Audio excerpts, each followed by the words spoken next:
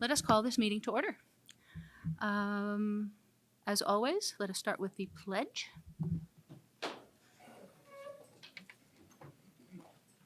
Allegiance to the flag of the United States of America and to the republic for which it stands, one nation, under God, indivisible, with liberty and justice for all.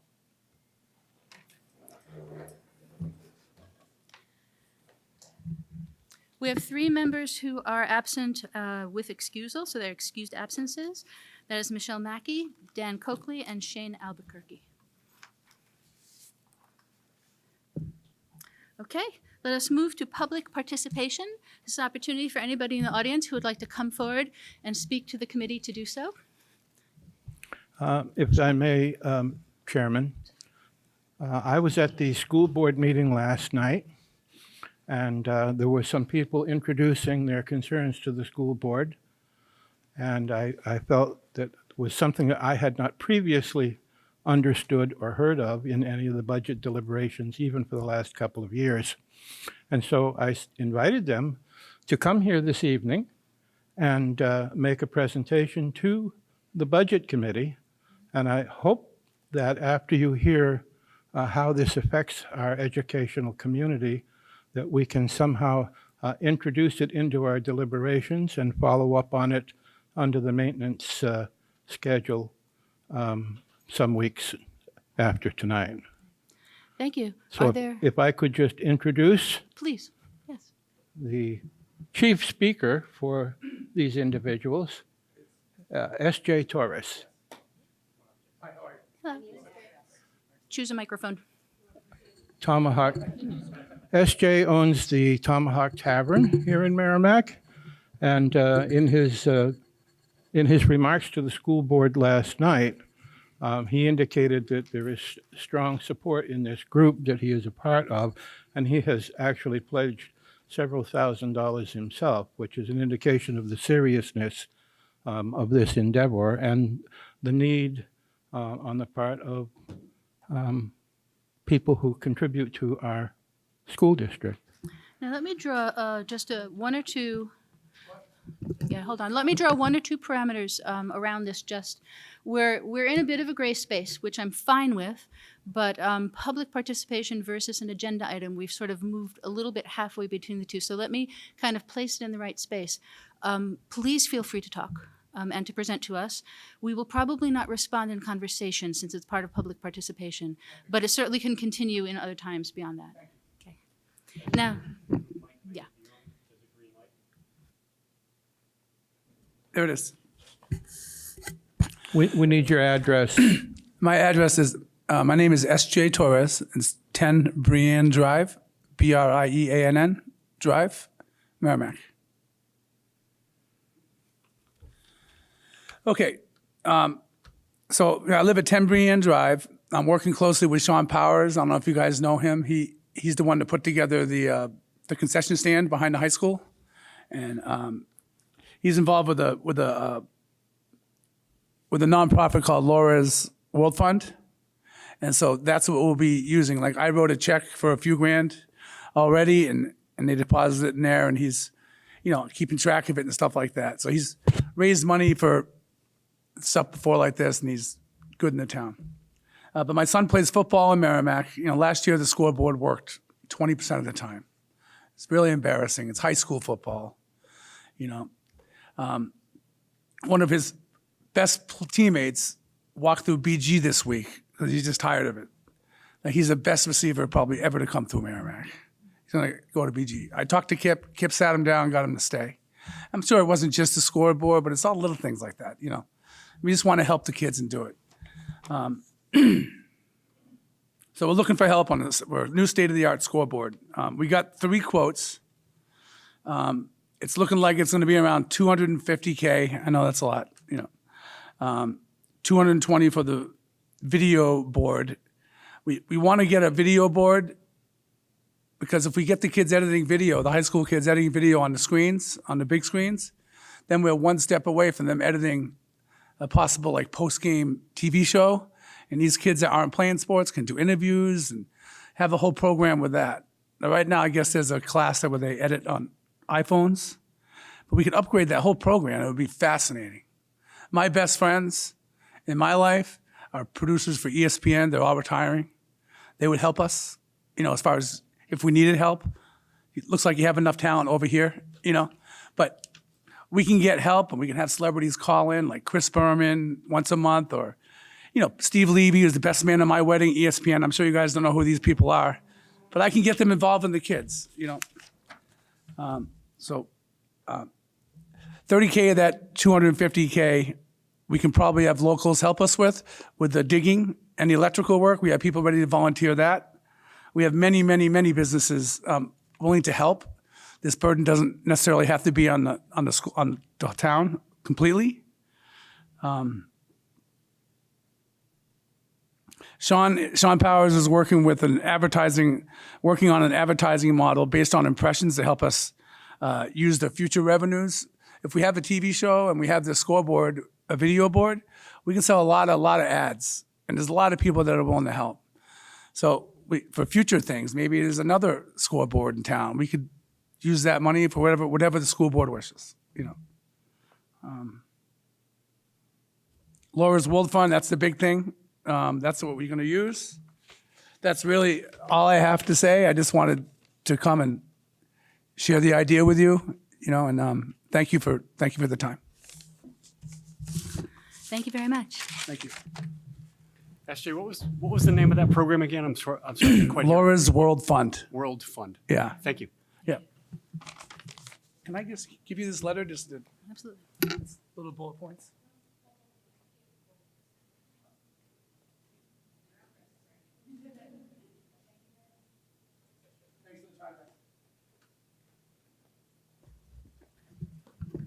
Chuck. Just by way of adding a little bit more clarity,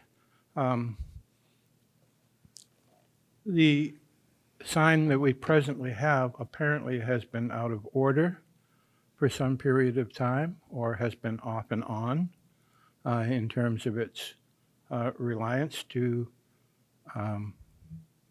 time games and so forth, which I think is what prompted all of this on the part of those individuals to say it needs to be repaired, it needs to be fixed some way.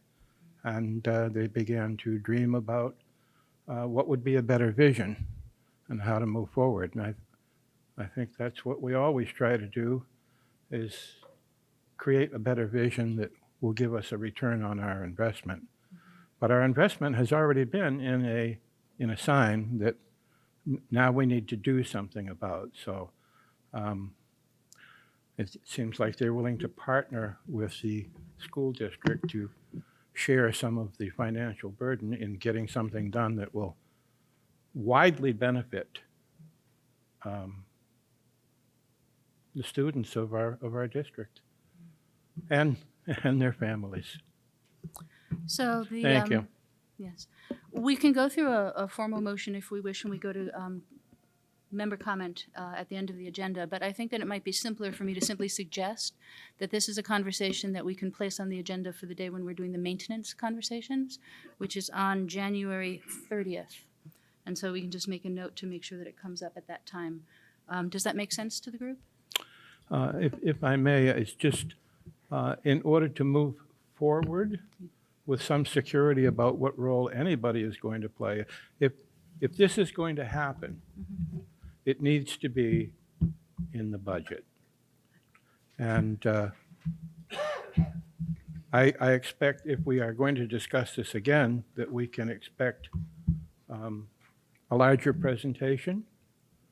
And so I want to see if we can have some security that we are in fact going to put this in our budget. We may fund it, we may not fund it.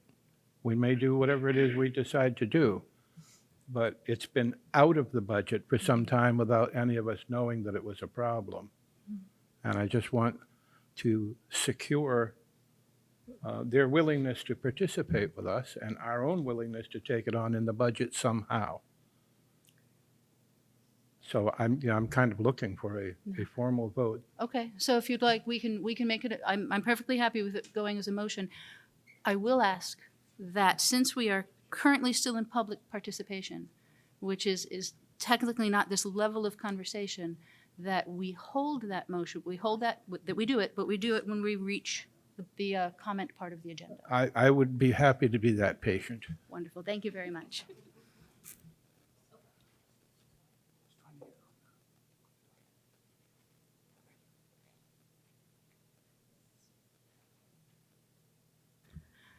Do we have any other public participation?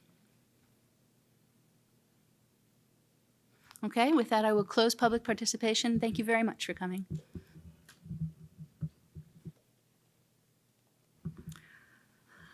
I believe that the minutes from our previous meetings are not yet finalized. They are in draft form, so we will disseminate those when they are finalized so that they can be brought to a vote at that time. So we have two sets of presentations tonight, one of which brings two together. We have technology and library services, and we have student services. We placed them on the agenda with, I believe, I didn't even pay attention to which order they were in there. Sorry, folks, you're more important than me not noticing that, but I didn't notice that. With technology first, I believe? Am I right on that? Does it even matter? Yes. Great, thank you. So if I can invite those who represent technology to the front to join us at the table, please.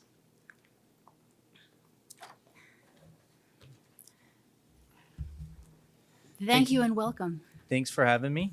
Jason Pelletier, Director of Technology.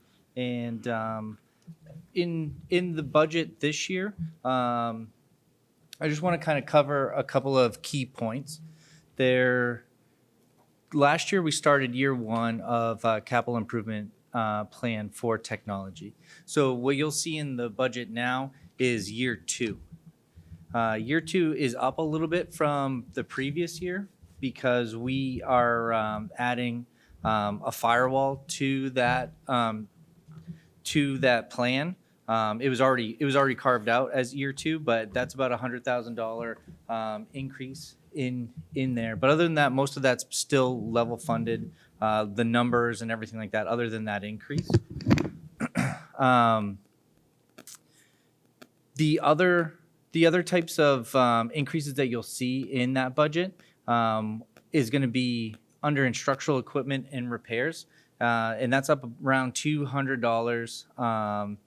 And that's because of adding some services that we need. So we need e-waste removal. So making sure that we have a company that can do that responsibly and also make sure that any type of data that's in there can be destroyed properly so that we can stay in compliance. Other things that added electrical, added services, and just the ongoing maintenance of things. So you'll notice that that increase is just due to trying to get ahead of everything so that we don't have things that are not functioning and just being responsible with all of the capital that we've been putting in and already have in place. Another large increase that you'll see from last year is software and licensing. One of the big pieces of that increase is licensing that we have with Microsoft. They changed their licensing model.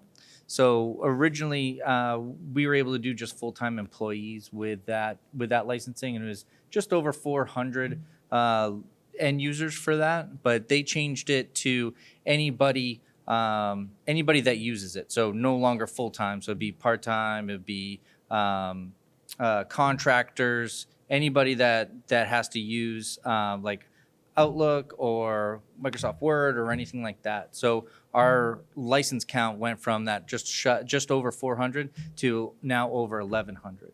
So the pricing per license is very similar, but it was just the quantity that went up from there. We had a couple of other services that we needed to tag on to that.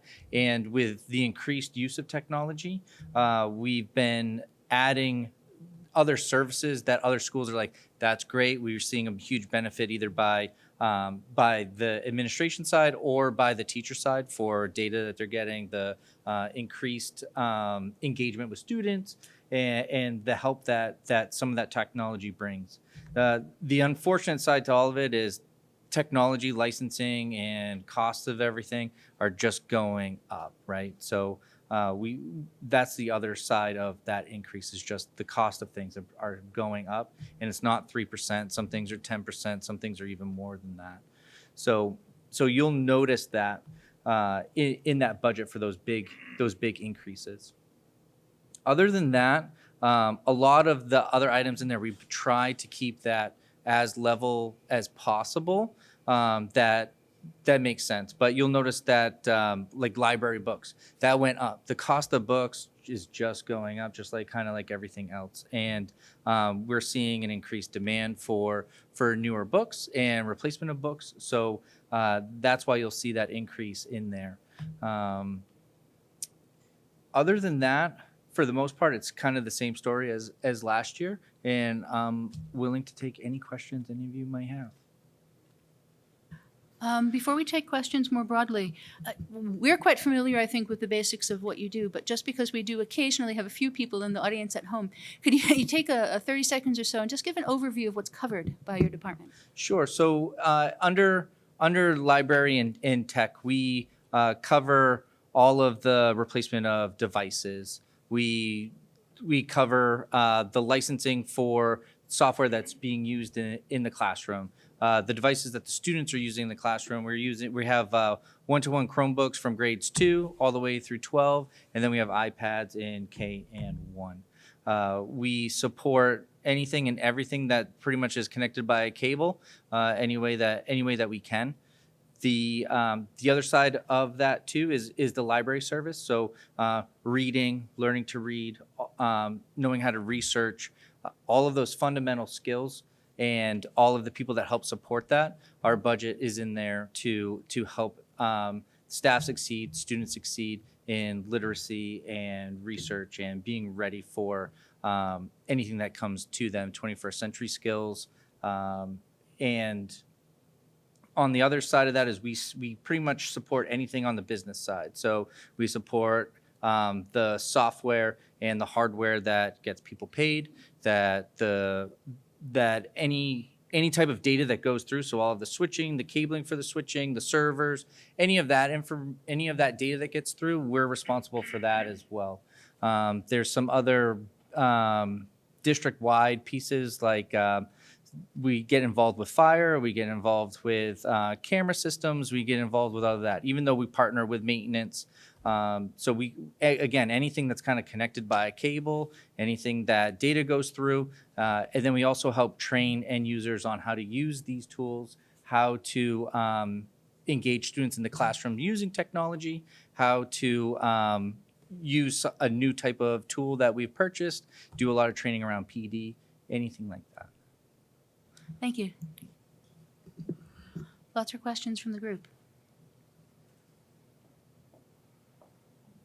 So I have a couple, because I enjoyed reading through this one, and it just, some things stood out to me that I thought might be worth asking about. They're a little bit niggly questions, but if I'm asking something that doesn't make sense to you, you don't happen to have the answer today, that's fine. Just, we can get back to you at some other point. Sure. To go kind of in order on it, in the first bit, you don't have to, do you have it there? That you I can do, look at? yes. Wonderful. From the overview? Yes. Correct, yep. So under 8400, the purchase property services, you touched on this in your overview, I think, because what I was asking was, you mentioned that the increase reflects consolidation, and I didn't see enough line items consolidated to that space to entirely explain the difference, but I think you just mentioned that in your overview, that it's additional services as well. Correct. So we do have some services that a couple of schools have taken on, like one thing that was school dismissal manager. So we had other schools take on that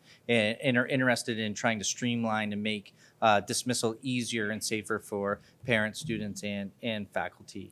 We have other pieces of software that we noticed success in grades, for instance, like grade 7 and 8. So now we're seeing teachers are seeing, hey, that's really good. We want to use that in 6th grade or 5th grade, and it aligns with the curriculum. So we're doing a lot more of that alignment. People are starting to communicate with each other a little bit better, like what's working for you, what's not working for you. So we have seen an increase in that utilization between different grade levels that have never used it before. Perfect, thank you. Shall I keep going, or do I have this? Chuck, go ahead. I'm curious, in your professional position, do you see any concerns on the immediate horizon with changing technology, i.e. fiber optics, cellular use, and so forth?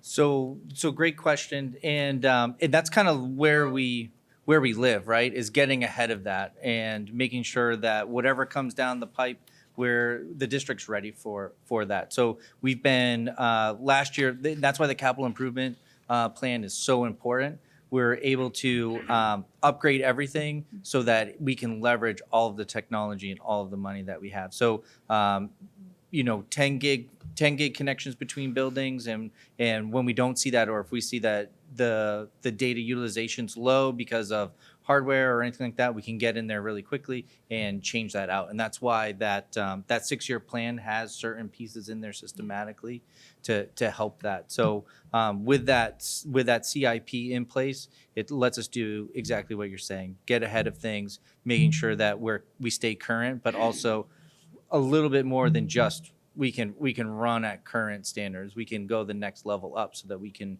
be ready for whatever gets thrown at us.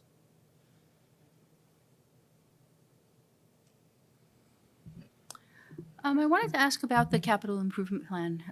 We have the full number, which is the 1,143,908, I think, which was from it. There we go. And I wanted to ask a little bit about that in terms of detail. I think that in a previous year you had a chance to share a bit of what's included within that CIP piece. That kind of information this year would, I think, be helpful as well. Sure. So in that capital improvement, so the type of peripherals and devices that are in there are computers and laptops. So when we talk about computers and laptops, that's going to be mainly staff devices or devices that are in computer labs. In there's also the Chromebooks, the one-to-one initiative. So those numbers that are in there are kind of projected numbers, and that's included to allow us to continue that one device per child program. We also have servers in there. So for instance, we're looking at 290 computers, 4 servers, 737 Chromebooks. We also have the replacement of projectors, because we'll also do that. Anything in the classroom, we help support that. So projectors, we've been adding some interactive panels. Those are in there as well.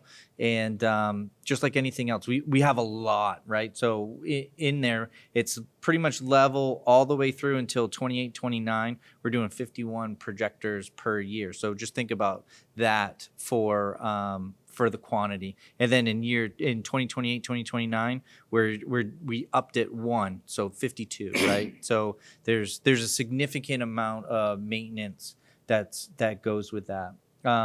Other types of classroom peripherals, so there's document cameras and other devices that are in the classroom that help enhance and allow teachers to have multiple tools to teach students of various abilities. We also have iPads that are in there. And again, we do have a one-to-one with iPads as well.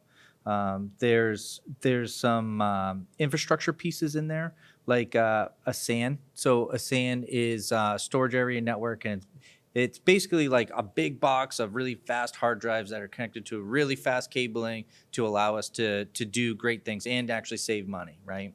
So those are big ticket items. We have 2 of those in district. We replaced one this year, and that will allow us to replace another one in this upcoming year that's presented in the budget.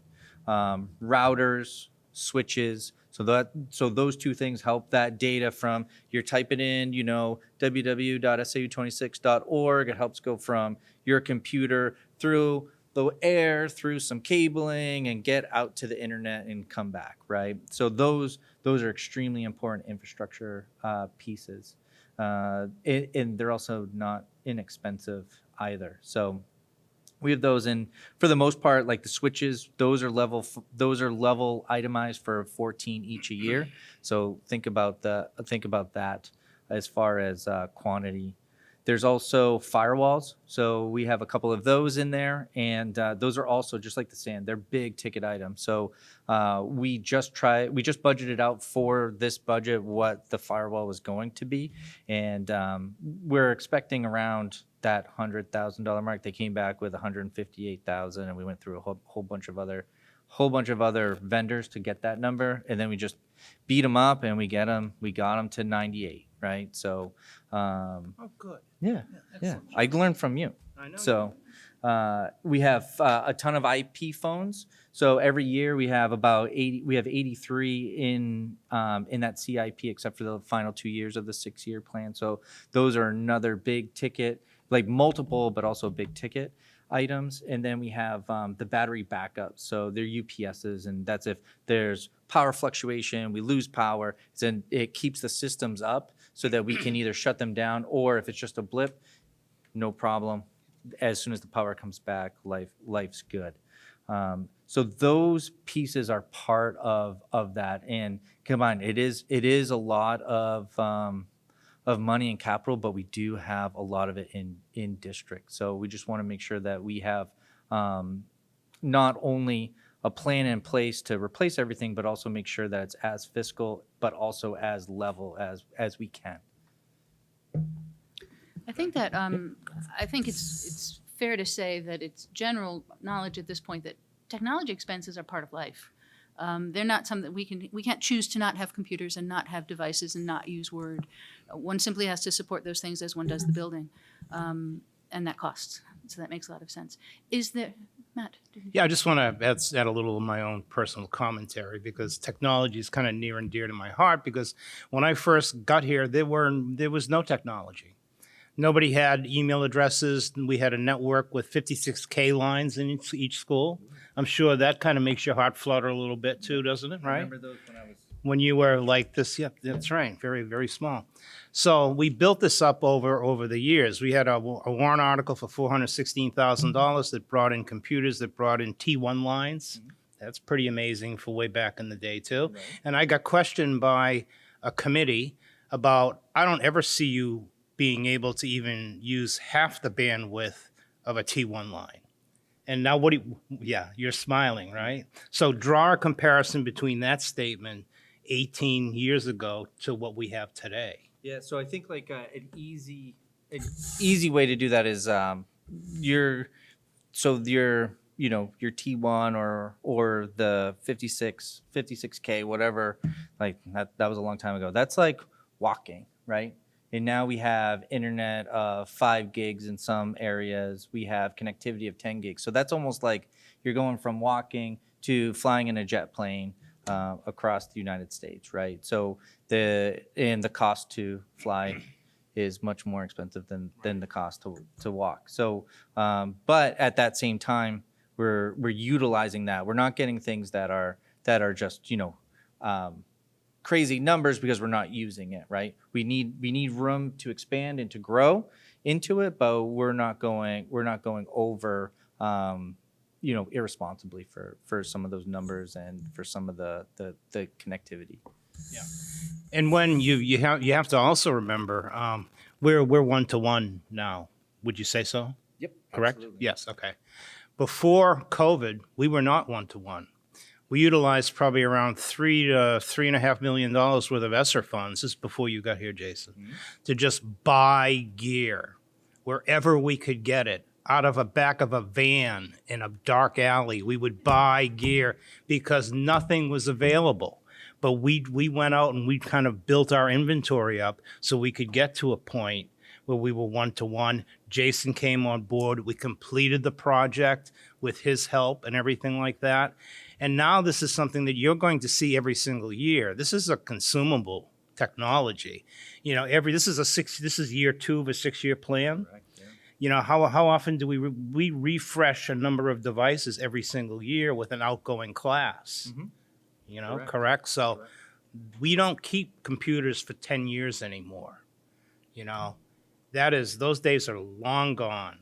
And as far as, the really high-end back-end stuff that you don't see, that's around $350,000 of Jason's technology plan, is closets and switches and sands and all this other stuff that nobody's going to walk past and go, well, if they do walk past, they shouldn't be able to see it because it's in a locked area.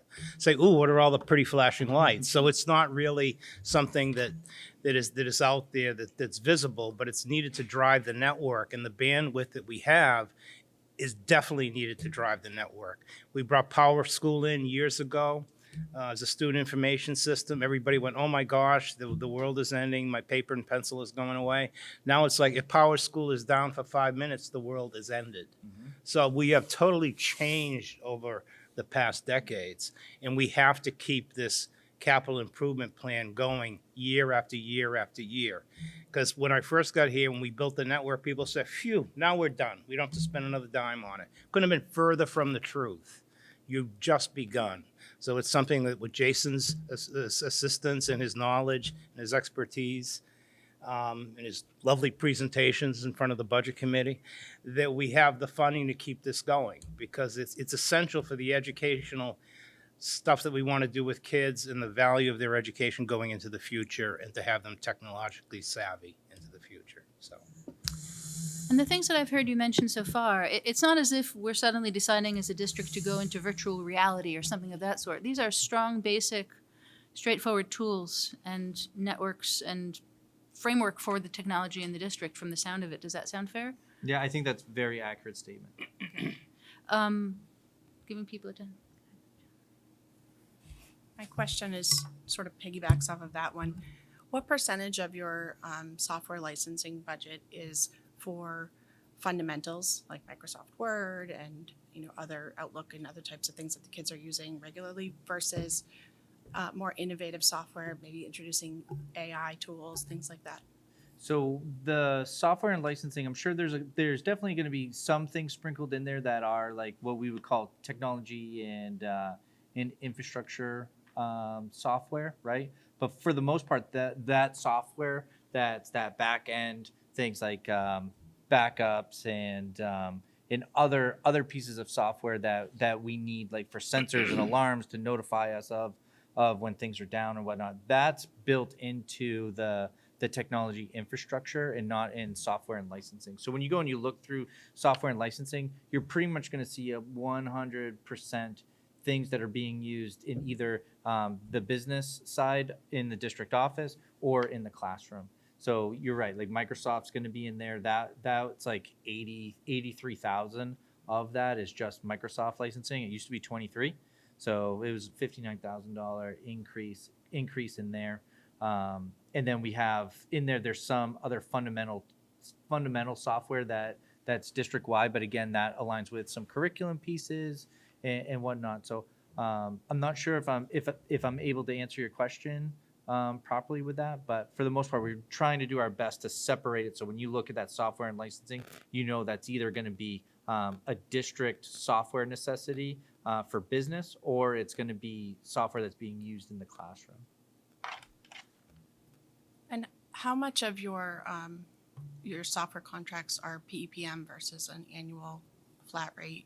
Most of them are all going to be annual. We have some 2-year, 3-year renewals, but a lot of it's going to be 1 year, just because that 3-year, going out 3 years, it's sometimes like you save some money, but the technology changes so much, and we might end up being like, we're going to go and pivot from this to this. So it gives us that ability to not pivot to what's more appropriate for us at that targeted time, and then still also have to pay for something that we did like a 3-year plan for. But like in technology infrastructure, like a backup software, we're pretty sure we're going to keep that. So what we do is we try our best to work with vendors to do a 3-year guarantee, but they separate that out as a yearly purchase for us.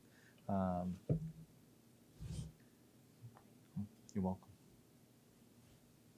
Chuck.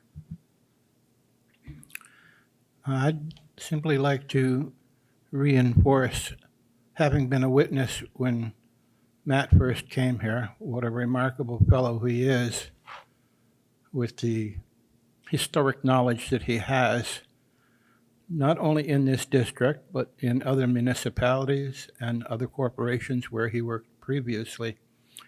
He truly is a remarkable asset to our school district. And yes, he did come here with an abacus and a slide rule in his hand. No, I came here working off a DOS prompt, and when you typed in CD\Lotus, then you hit Lotus as the executable file. So that's how I learned the spreadsheet, so.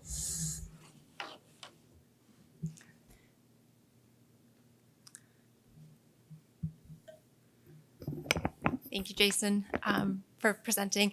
Last year, I remember there was grant money that we used to deduct from this budget. Was just wondering if there was anything like that this year. That was, I don't know if you want to say, that was the last of the ESSER funds. Oh, We had around $80,000 in ESSER that we reallocated from cleaning supplies because we weren't buying Clorox T360 machines anymore and doing fogging and everything like that. So we did a reallocation. We trimmed the budget by around 80 grand, and it was out of the ESSER 3 funds. That's closed out right now. Okay, so no additional grant funding at this point no. for, okay. And then I have a second question, if that's okay. So just as you guys were talking about, technology is always changing, right? It changes quickly. And we have a capital improvement plan for 6 years. In 6 years, a lot of this stuff will be outdated. It's not really an improvement anymore. And so at what point do we just start considering this part of our operations budget and getting on that tech refresh cycle, of probably every 3 to 5 years, I would think. The funding for this is in the operating budget. We just like to highlight it in the CIP because it's an item when combined is over $100,000. That's the rule of the capital improvement program. And we just want to keep it into the forefront. We don't want to leave it there in the operating budget, not talk about it, and just have it be subject to cut upon cut upon cut over time. We'd rather keep it in the capital improvement plan, which is just a plan. It's just a piece of paper that the board votes on, but it's still part of the operating budget. It's not like our roofs that are in the capital improvement plan that used to be part of our operating budget that now are warrant articles. So we would never have this as a warrant article. It will always be in the operating budget, but it's just in the CIP as an expenditure in our infrastructure, truly, which it is, and just to kind of highlight it in a fashion that it needs to be highlighted, just to keep it in the forefront and keep it on everybody's table so they know what's going on. Okay, thank you. And on that note too, chances are really good that we'll have to adjust as we go. And if we do adjust, then we'll just be presenting that. Like we did, this was the capital improvement, this was the 6-year plan. We've shuffled a few things around. We're targeting specific needs, and here are the numbers that we're looking at. And then the other part of the grant question too that some people just don't know about is we also leverage something called E-rate, which it's not exactly grant funding, but it's an offset. So we're able to deduct like our internet cost to help offset the E-rate will go and help offset some of that cost, and we can recoup that as well. So Great, thank you. Someone mentioned AI. You did, right? Okay, we were talking about that today, right, Jason? a little bit. Just a little bit. We're scratching the surface. I think it's going to be a while before you see AI here. Because I remember the movie 2001 Space Odyssey, and I don't want Hal telling me what to do, okay? I hate to break it to you folks, but the AI is already in use by the students, whether you know it or not. Well, I don't know. You're probably right on that one. So that's a conversation. Yep. And that's part of that conversation we started today. Yes. Yeah, exactly. Lee. We had a meeting yesterday with the elementary schools, and it was brought to our attention that in specific schools, some of the kindergartners had the population had increased, or at least the enrollment had increased significantly. I was just wondering if that has much of an effect on your end as well, since we're a one-to-one solution with the computers. Maybe that's just not in the public eye as well as being seen as a line item that has to be addressed to continue our one-to-one.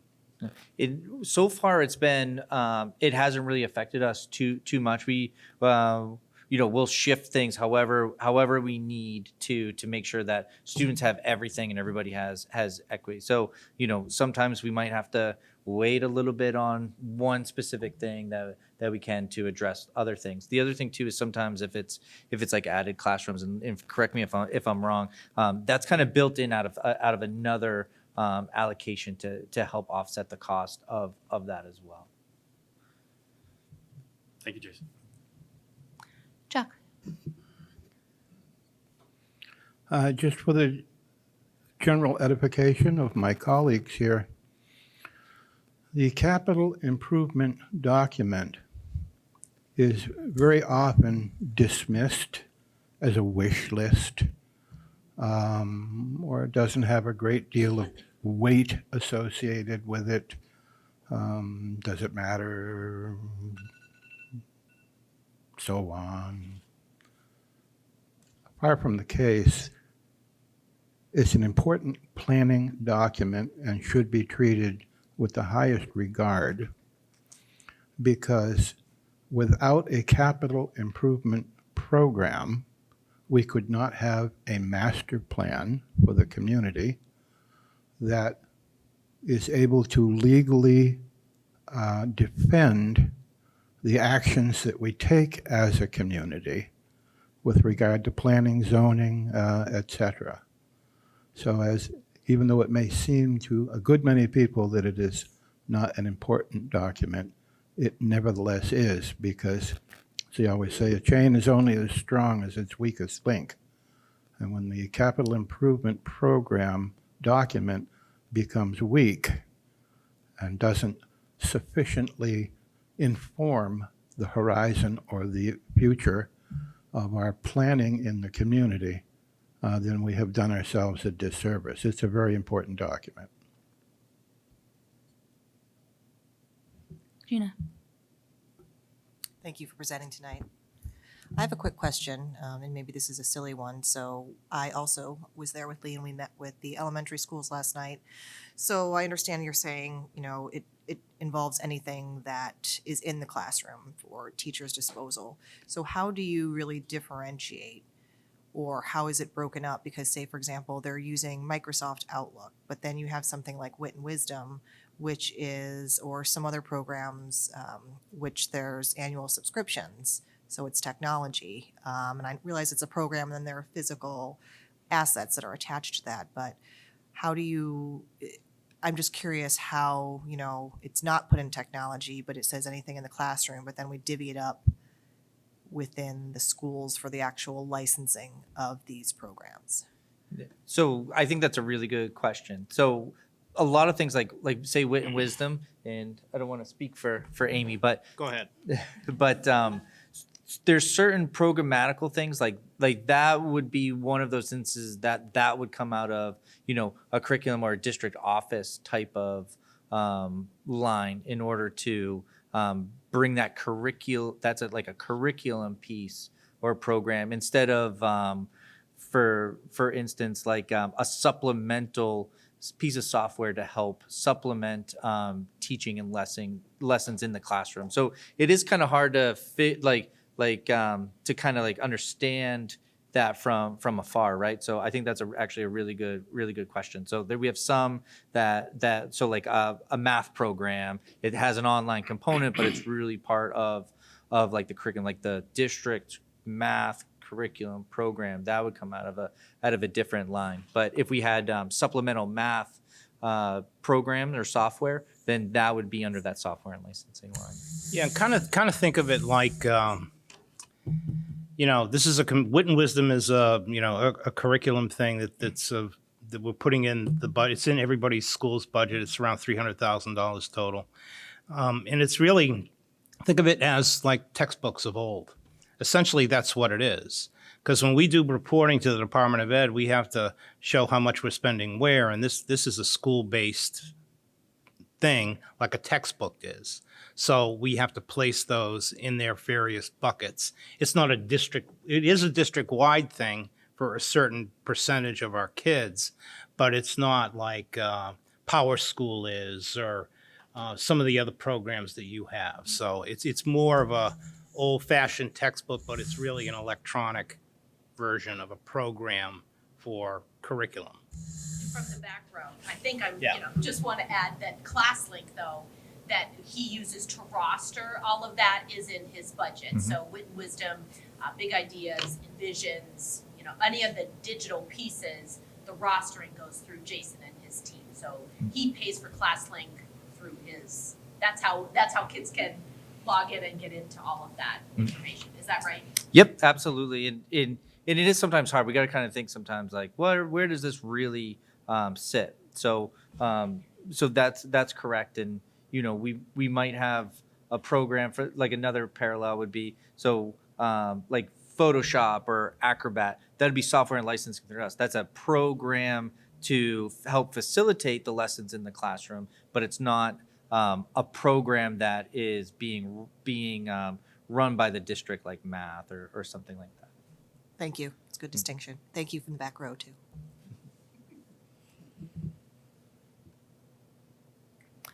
Just two more for me. One, is there a way that you could provide us with a summary of some of the things you talked about for the capital improvement plan?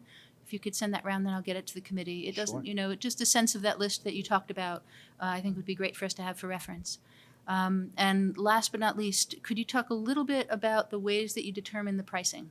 We joked a little bit about it. I heard that there are vendors involved, but just a little bit more about how you arrive at the numbers that you use to create the budget numbers. Sure. So it's kind of one of those things too that been in doing this job for so long. So some of the stuff we just know because it's like 16 years of buying switches, and you kind of already have like that feel for it. But for instance, like we're looking at about $1,000 for replacement of a district laptop, right? So we know that we can do that, and we buy in bulk so we can get the best pricing. So, and then what I always try to do is the due diligence before I sit in front of you or while we're doing it is just reach out like, hey, so-and-so, there's 5 to 6 vendors that normally are our go-to for whatever it is because we know they've got the best pricing.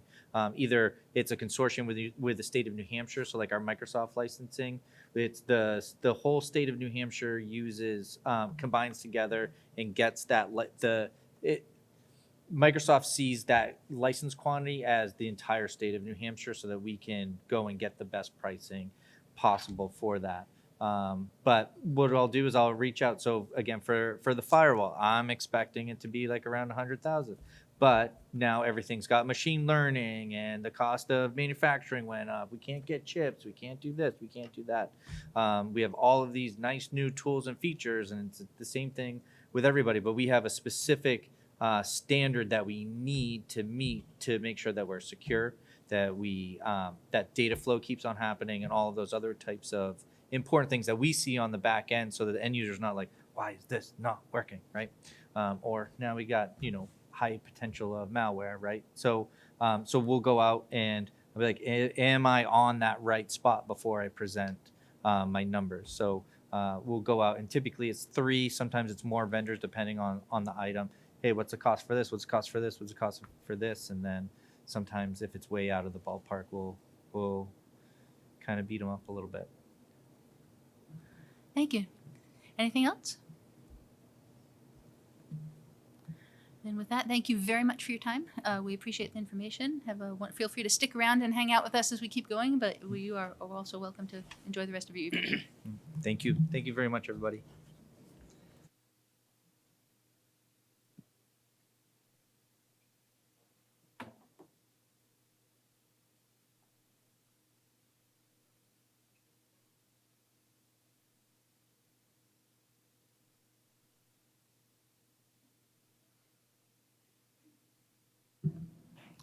And with the ceremonial shifting of the budget book to a different section, next on our agenda is student services, I believe. So if those representing that could come forward. Thank you. If you take just a moment, thank you very much for being here. Take a moment to introduce yourselves and give a very quick overview of what your department's about. Mm-hmm. So thank you for having us tonight. I'm Sarah Reinhardt. I'm the Director of Student Services. And with me tonight is Sarah Prado. She is the Director of Wellness. Together we'll be presenting the student service budget. So I'm going to focus first on the special education portion and give just a very quick overview of that particular section. The special education portion of the budget represents the costs associated with providing a quality, free, and appropriate public education to students with disabilities in the Merrimack School District. Students with disabilities right now comprise about 21% of our student body. As you look through these lines, you'll notice there are some increases, such as the elementary contracted service lines. These increases represent a change in student needs per their IEP, and also the change in cost. There is an increase in cost associated for providing contracted services. We are experiencing this entirely across the state. There are other lines with areas of movement, especially when we look at the tuition lines, and these would be the out-of-district placements or special education day schools. And if you'll notice, there's been shifting of the amounts and monies based upon the needs of students. So as students have aged to different grade levels, we might have moved the money to that different line. If they have aged out, move to another state to a less restrictive placement, or return to the public school, you'll see the money move and shift in those lines. Overall, the student service budget has a 3.1% increase. This increase also includes some reallocation of funds between the different areas of the lines in special ed and the social emotional learning lines. And I'm going to let Ms. Parado talk a little bit about that. Thank you, Sarah. So in particular, wellness in the district is comprised of 6 budget lines. The big piece that I wanted to highlight here was that we changed the labeling of 2 of these lines. Previously, we had a line specifically for allocations around elementary, so K to 6 endeavors, and a separate line for 7 through 12 endeavors. We've modified the labeling of this and thus what falls under it to better match our multi-tiered system of support framework. That's the framework we use here in Merrimack. So now we have a line for universal supports, which are things for all students. And then we have a line for advanced tier supports, so that's additional supports. And that's why you'll see a little bit of a change in some of the numbers from last year. And so we're happy to take any questions and we'll turn it back to you. Thank you. So we have a liaison team meeting that occurred for this particular group. Is that correct? Mackenzie, would you like to pick that up a little bit? Thank you both so much. I know we had met with Sarah last week, and we went over the student services budget. One of the questions, because we weren't able to meet with the other Sarah, one of the questions that came out of that meeting was in regard to like the tutors. How is like the allocation determined for the amount that we do need in that regard? And which line are you referring to? Was it the ESY summer tutors? It was under the SCL. Or no, it wasn't under SCL, sorry.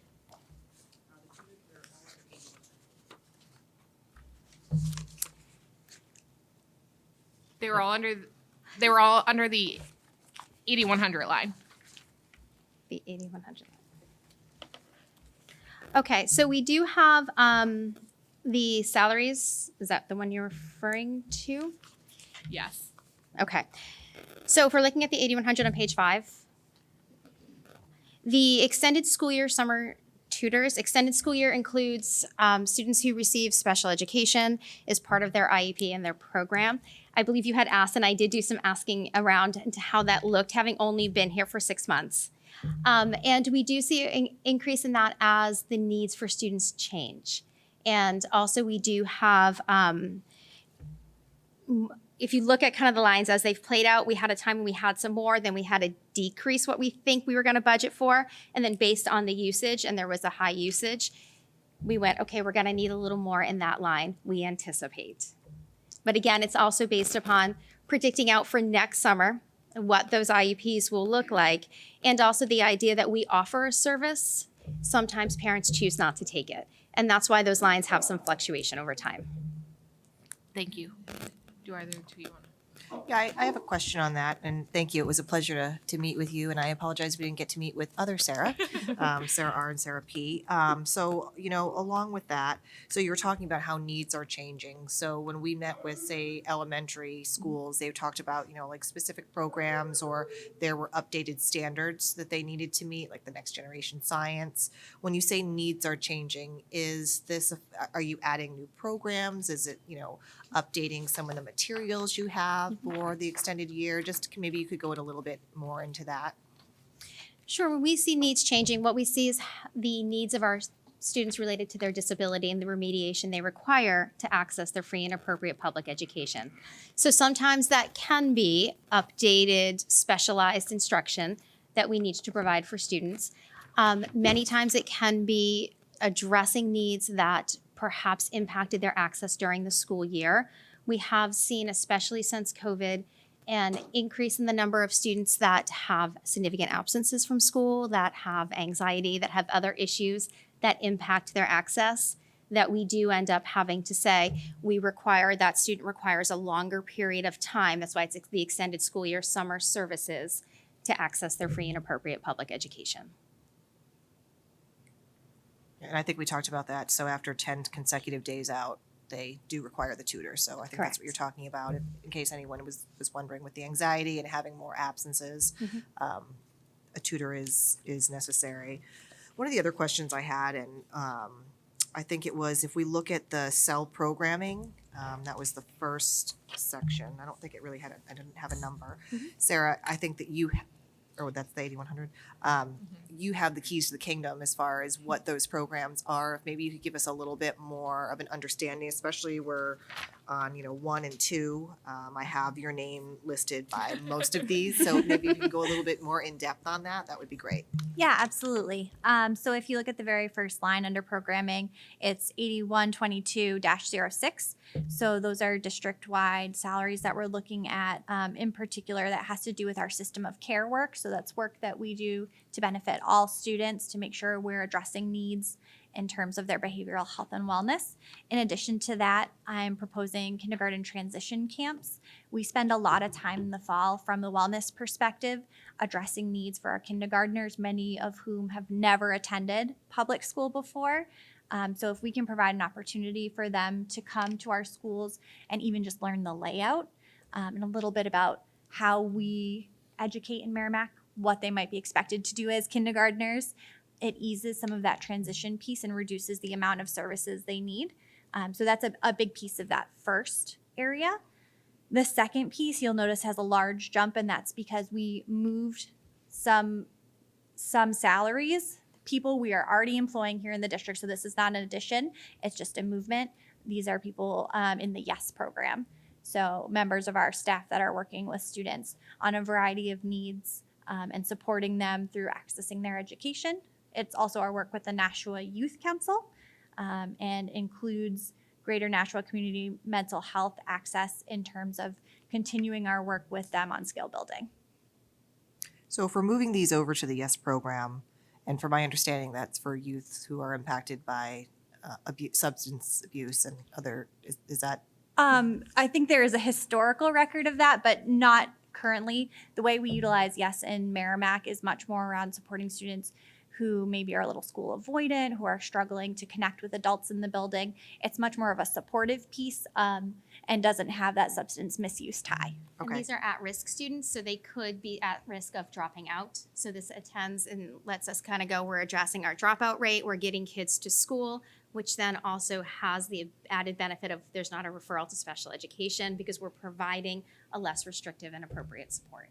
So where are we moving this from? This money was housed in, among other places, a special education tuition line. And because this is a support for all students, not just special education students, we felt it appropriate to say it needs to go here in this particular line because it isn't just for special education students. Would you happen to, I'm sorry, would you happen to know which line? I'd just be curious to see the comparison of where it was taken from and where it's gone to. If you don't know, that's okay. So I don't have the exact one off the top of my head. Okay. Of course I know. Thank you. Gina, that's where you were going with that, right? Yeah. Okay. So it would be the, Let me blow it up so you can see it without thank the glasses. you. So we're talking 1,241, 8563, 10. Tuition non-public in New Hampshire Elementary. Can I see the microphone? Yes. See, in the situation with that, there was really never an appropriation there, but there was a giant over expenditure in that line. You see in 22-23, there's $195,000 budgeted. We spent $537,000 with a line that only had $200,000 in it, and that was the YES program. And so now we're capturing the amount in the YES program under SEL. That makes sense, thank you. In regard to that program as well, how are the students referred into it? So there is a referral process that both Ms. Prado and I oversee. And what happens is, and Sarah, I'm going to let you talk about the building piece. I'm going to talk about when it gets to me. So why don't you start? Sure. So we have a variety of ways in which we are looking at data for students, in particular around things like high absence rates, if they're struggling behaviorally within classes, if there are students that have been pre-referred through social work or other community means that they might be at-risk families. And our home to school liaisons as well. So we have set up a regular meeting where we talk about students that might need additional supports and families we could reach out to. And that's where the referral process begins. And then we reach out to families and we talk to Sarah, especially if it involves students in specialized education. And then the referrals come to me. Sarah and I meet again to make sure that they've all gone through the process and everyone has been vetted through the different building-based teams. And also to keep an eye on the resources. We want to make sure that these students are accessing this resource appropriately. It's intervention, so it's not intended to be long-term. So that allows us to monitor how many kids are coming in at any given time and how many kids are moving out. And then we also meet quarterly, approximately, with the YES program to talk about how things are going, what trends are they seeing, and to make sure, again, that this is a resource that's being used appropriately as an intervention for children. Kenzie, did you have other things from the liaison team's perspective? Hi, thank you for being here. So Sarah Prado, we didn't have a chance to meet with you over our break, but I had a question on the SEL parent education continuation services. Those are to foster parent engagement and monthly opportunities for parent education and training. I was wondering if you could maybe speak to what some of those programs are being offered as there's been an increase and how those are being communicated to parents and families in our district. Absolutely. So some programs that I'm looking at right now, previously we aired Screenagers. I'm not sure if any of you saw it. It's a really great documentary where we talk about social media use, which is a huge area or topic that our students are really engaged in. So as parents, it's really important for us to be informed and aware about the great things and maybe some of the dangers of social media use for our students. In addition to that, we're looking at some guest speakers. For example, I looked into Lynn Lyons coming to speak. She runs a little over $7,000 for a session, which is a lot of money. I do think that is one thing that's very helpful for parents. She's a phenomenal speaker. But just opportunities in which we can engage parents in learning about concern areas or even just opportunities where we can connect with our students. One place you might see these is our quarterly wellness newsletter that's right on the district website. Additionally, anything that's grade or school specific will be blasted out through the school communications. Thank you. Yep. On page 1, can you also go over why the proposed increase for the tier 1 supplies as well as the tier 2 supplies was much higher? Yes, absolutely. So one big increase here is this year we had our first go through. We piloted last year DESA, which is a universal screener. Piloted that with our 4th grade. It was a huge success, and we implemented this year K through 8. There's a large jump in that line, almost double, to be able to extend through 12th grade so that we can universally screen all of our students and provide meaningful information to inform our wellness programming. So if we have students that are maybe showing signs that they are really struggling with engaging with other students, we might be able to provide some programming around that. Maybe it's just informing our school counselors that this is a concern for students. And again, just a reminder, the DESA is a teacher scale. We do not ask non-academic questions to students. But that was a large jump. We're also making sure that all of our current SEL curriculum and wellness curriculum is still up to date. So that includes Wayfinder and Second Step. And then I also put in a budget line for our wellness staff to be able to buy supplies. I think in my past life, I was a school counselor, and I know how hard it is when you don't have funding for your own supplies. And I wanted to make sure that our staff has what they need to support our students. And then Tier 2, or our advanced tier programming, that has a lot to do with making sure we're continuing to support students. And as our student needs grow, we see more need for involvement in programming. And I can give you a breakdown of that as well. Yeah, so the program for Tier 1 was DESA? Yep. What is that? DESA is the Devereaux Student Strength Assessment. Okay. And it is a screener that teachers fill out, which helps us to identify if any students are struggling within our community. And it could be something as simple as the teachers inform their own instruction around, oh, I noticed my kids are maybe struggling with optimistic thinking. Maybe I'll introduce a little more optimism into our routine. But it's not curriculum. It doesn't change anything we're currently teaching. It's more to better address the needs of the learners in front of the teachers. I'd love to have that in my workplace too. Just kidding. I'm So gonna it's, pop in for just 1 second, if you don't mind. Sometimes in some ways when we almost avoid talking about this because it's a tricky thing to describe. I'm going to ask you if you can do that, and that is to describe what SEL is, because people can have misconceptions and assume that it's mental health issues in schools or individual counseling or identify, and it's none of that. It's something very specific to learners having the best possible access to their schooling. So could you just talk to that a little? Yeah, absolutely. In my humble opinion, social emotional learning is providing students with the skills they need to interact with each other within the learning environment, interact with our staff, and then the skills they need as citizens growing to interact with the world around them. Some of that looks like things like being able to wait their turn for our youngest learners, and some of that is advocating appropriately for your needs for our older learners. The important piece being, if we're not available for learning, we're not going to learn. And that this is a way to provide that availability to learning for children. Thank you. Back to you, folks. Sarah Reinhardt, this question is for you.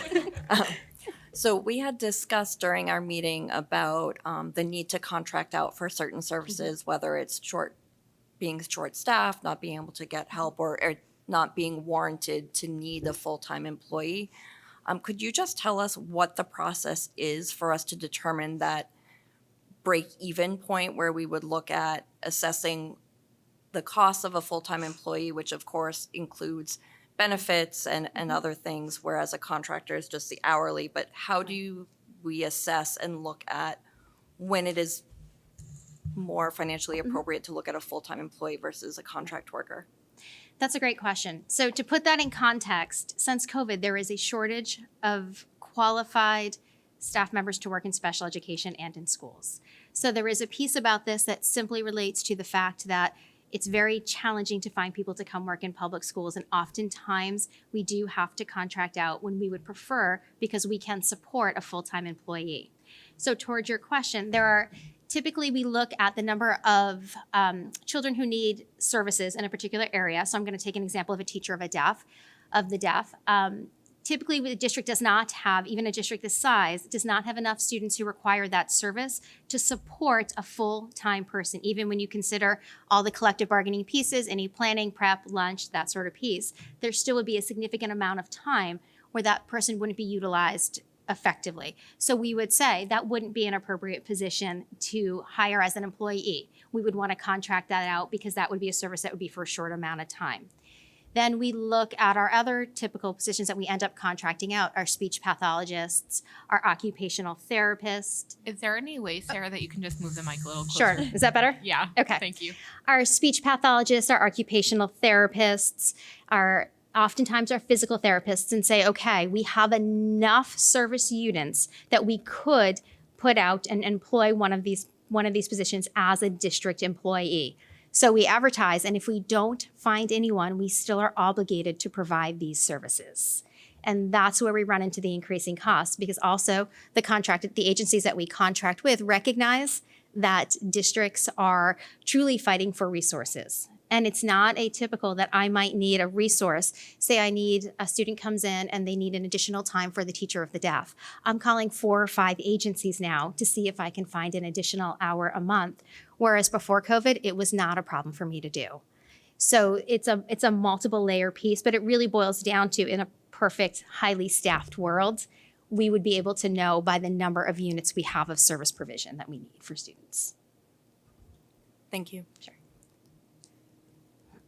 You mentioned you added in some money so your coordinators could buy supplies, which of course we support. When we met with the elementary team, they obviously had a figure per teacher of how much they get. Do you know what that equates to with this additional budget?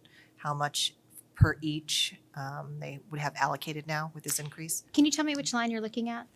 So I think you said with that we're still on page 1 and 2. So you put money in, I think Sarah P, for additional supplies so that those who are employed for you or contractors could buy if they needed. Does that equate to a particular sum per person or a number per person? I did a rough calculation per school, and this changes slightly based on the number of wellness professionals they have. So schools that only have 2 professionals versus having, 6 or 7. But it's roughly $600 per school.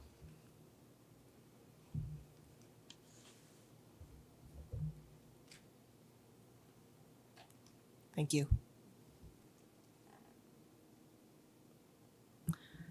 Okay, let's open it to wider pieces.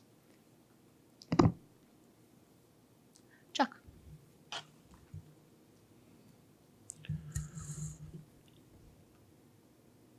How many students do we have or how many students are we planning for the YES program?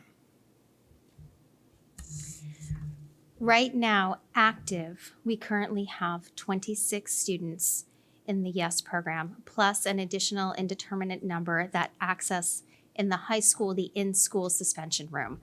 And these are students. Excuse me. If you could please pull your microphone closer. Sure. I'm an old man. I've had a great deal of difficulty hearing you elocute your position. And these are very important budgetary issues. So if you could please, for my disability, bring the microphone as close as possible so that I can ascertain the value of what you're trying to tell us. I've been lost up to this point in large part. So again, the question was, how many students are you budgeting to provide YES for? There are 26 students. How many are you projecting in your budget to provide services for? There is no specific number that we project. Well, how can you economically plan if you're not having some finite number that you intend to support with a budgetary allocation? This allocation, which has been here in Merrimack for a significant number of years, supports 3 different people. One person works in the high school in-school suspension room, which is a way to avoid students being sent home. And then that would be the number of students that would be accessing that per assignment from the administration. And then in terms of the number of kids that access the other 2 caseworkers at the upper elementary school, the middle school, and then the high school, there's 16 kids currently. And then there's 10 in the upper and middle school. What happens is the students access this program for a certain period of time, and then when that intervention has served its purpose, they no longer access it, and that opens up room for other children to access it. Is my understanding that YES program is a court-ordered program? It is also a court-ordered program. We do not get involved in the court-ordered portion of that program. I'm sorry, could you kind of explain the transition between what we do and what we don't do? When things are court ordered, in this particular case, the YES program, the school district may or may not know that because that's a court function that happens separate from the school district. Students who access the YES program here, it's voluntary, and parents can say, yes, I want this, or no, I don't. But it's related to school district pieces. It's not related to anything that's related to why a student was in court. Is that what has traditionally been handled by community child services? I don't honestly know the answer to the question you're asking. Can you ask me that again? Or perhaps a little differently, so I understand what you're asking for. I'm trying to find out what budgetary impact the YES program has on us because it hasn't previously had any budgetary impact on us. So And now I'm hearing that there's more money to do something, and I'm not sure what it is. And So- I think those questions were asked at the school board meeting as well. And I think you were going to get back to them. I'm simply trying to follow up. So the YES program was housed in a line, and I believe I read off the line, and it was an elementary special education tuition line. And that's where it had been housed. I believe before that, when I was not here, it was actually partially grant funded or fully grant funded at one time. So the program had been in the district for a significant amount of time As a grant. as a grant and then as part of the our operating budget and student services. And when did it become part of our operating budget? Because I'm not familiar, I'm sorry. I would have to defer to Mr. Chavanel for that because I don't have the answer to that question at this moment. But it was here when you got on board this year. Oh, yes. This was already in place. No historic knowledge of how it managed to get from unpaid to paid. So I believe the grant had expired. So the grants have a lifetime, right? And when it That's ends, then we usually have what to pick happens it to in. grants, We have to pick yes. it up. So I believe when the grant expired, it came into the local budget. Well, I apologize. I simply don't recall. I'm probably on the verge of dementia at this point. But it's a big budget, and there's lots of things that happen that individuals like me may not be aware of. So thank you for trying to illuminate it. And I apologize that you couldn't hear me clearer earlier. Chuck, and I wasn't all the way to my microphone as well, so I'd be happy to talk to you after the meeting or at break to see, to talk about what I was asking and what they were saying. Thank you. Yep. Can you hear me with this microphone, Mr. Mower? I can hear you without a microphone. Yeah, I know. My wife always tells me, be quiet, you just stop yelling. So anyway, the YES program's been around for a number of years. It's been around since Debbie Wolfline was assistant superintendent for curriculum and instruction. So it's been here for a while. It did start out grant funded, and it never was really formally budgeted for and called out in the operating budget, but it was spent out of the special ed budget. So the appropriation wasn't named as the YES program. It was just done and transitioned over. Well, that explains why I wouldn't be familiar with it as a budget committee member. Thank you. Exactly. Thank you, Matt. So now what we're trying to do is we're trying to fix a lot of these things that we find along the way. And when we found this, we figured, okay, we have to call this out and put it in the budget and anoint it the YES program. So that's what we're doing right now. That's exactly what I'm trying to do with the broken field sign. There you go. Thank you. Yes, and I think that one of the things that can be tricky for us when it comes to budgets in general is when money moves from quote unquote one line to another, having a good strong sense that it truly did move from one to another, because it can be hard for us to identify by ourselves. So you having the line number was very helpful in this particular one. Thank you. Rachel. Thank you for that information. So I think I have hopefully one simple question and then a follow-up. But my simple question is, what does YES stand for?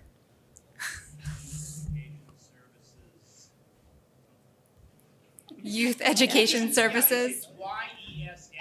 Yes. YEES, two E's. Yes. So originally, YES was affiliated with Job Corps. It's Youth Educational Employment Services, YEES. EES. And does have an affiliation as well with the juvenile justice system. However, the YES employees here are not the same as those affiliated with the juvenile justice system. This is our own Merrimack programming. Yes, they are affiliated. Yes, they are affiliated with YES, but it's not the same system. This is not for students that are involved in juvenile justice at all. These are just students who might be at risk for dropout or other educational concerns. So, and that leads into my, I think, second question. So this looks like it's falling under a contract service, but we're not part of the official YES program, and we've just created our own kind of, we've mimicked what that program is, or we are we're part of that organization or program. Yes, so we are part of the official YES program. We are not part of the juvenile justice portion of it. So this is not a court-appointed service. This is a voluntary service, but it is contracted through the YES corporation. Okay, and so they provide the staff. Correct. Got it. Thank you. Heather? Hi, I just had one follow-up on the YES program. Do you have any data to show the success that the program may be having or the impact that we see it having on students in the district? I think one large piece, and I can provide more specifics with a little bit of time, but when we look at students who are internally suspended versus externally suspended and also repeat offenders for internal suspension, that's a big portion of what YES does at the high school, and a huge service to us, having an adult that students can trust and feel comfortable with to have conversations that might even be restorative in nature. So talking about those behaviors that maybe got them to internal suspension in the first place and some alternatives that might be more school appropriate is a huge piece. In addition to that, we also track at the middle school level students in terms of their attendance, their behavior, their grade, their grades for students that are in the YES program. And we have that on a spreadsheet. So I can do some finagling to make sure all of the information is not personally identifiable and give you that. That'd be great. Thank you very much. Yep. Yeah, that would be wonderful. If again, any of these things that come up, if you send it my way, then I can send it out to the committee from there. Thank you. Rachel? Sorry, one more follow-on on the contracted services piece of this.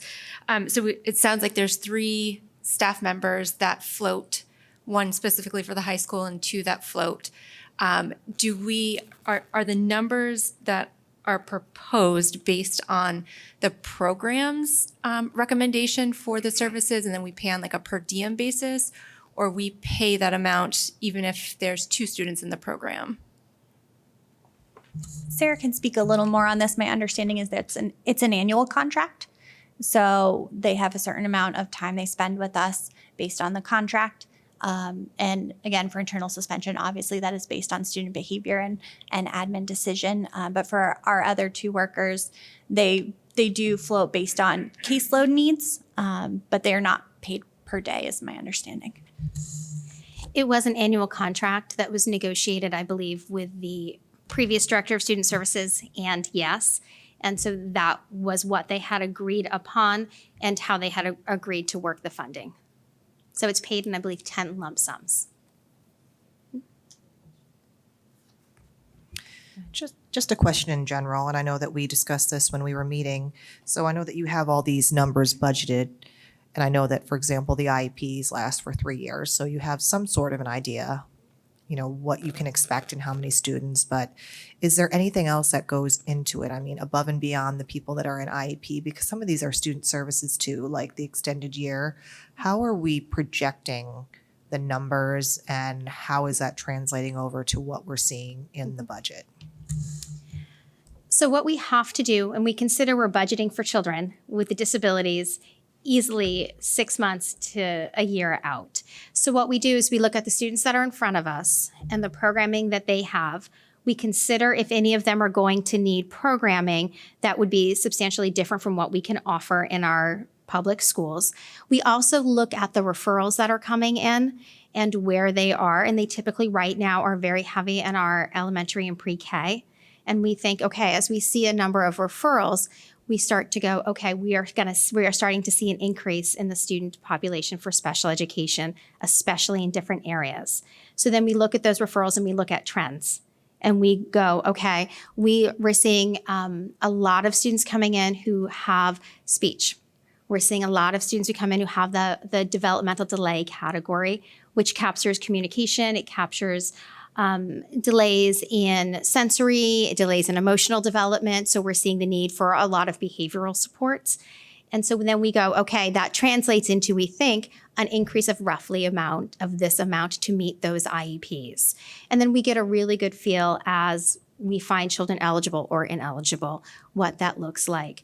What we have seen, and it's not a trend unique to Merrimack, it's being seen across the state, is since COVID, we have a lot of our preschool aged, our kindergarten aged, grade 1, because kindergarten is not mandatory in the state of New Hampshire, students coming in who did not access early intervention. And typically, pre-COVID, these students would have accessed early intervention and may have come to us with much less needs. Since COVID, we've seen a much higher need of students in that developmental delay, and that tends to incorporate the whole learner, which is why we would see the increase in contracted services. And I assume we've seen the largest increase according to the numbers that were provided by the district in the elementary schools. There seems to be an influx as far as enrollment goes. So would you say that is also factored in? And if you'd see that, is there like a specific percentage or like an average percentage that you usually see like if you have, we're expecting 52% more, and of that, maybe 5 to 10%, may have, these additional services that they need? I wish it were that easy, because it also depends upon the type of learner we're seeing that comes in. And we notice it comes in trends and waves. And we see that we might have a lot of learners, again, from COVID, who are coming in who are very complexly disabled and need a lot of services that they didn't have earlier. And then we see that pushing off and we're saying, okay, now we see this other type of learner. Unfortunately, there isn't a way to judge the percentage, but if you consider our average is 21% across the district, then that would probably hold true when we think about what it would be per grade level. Could you speak to that 21%?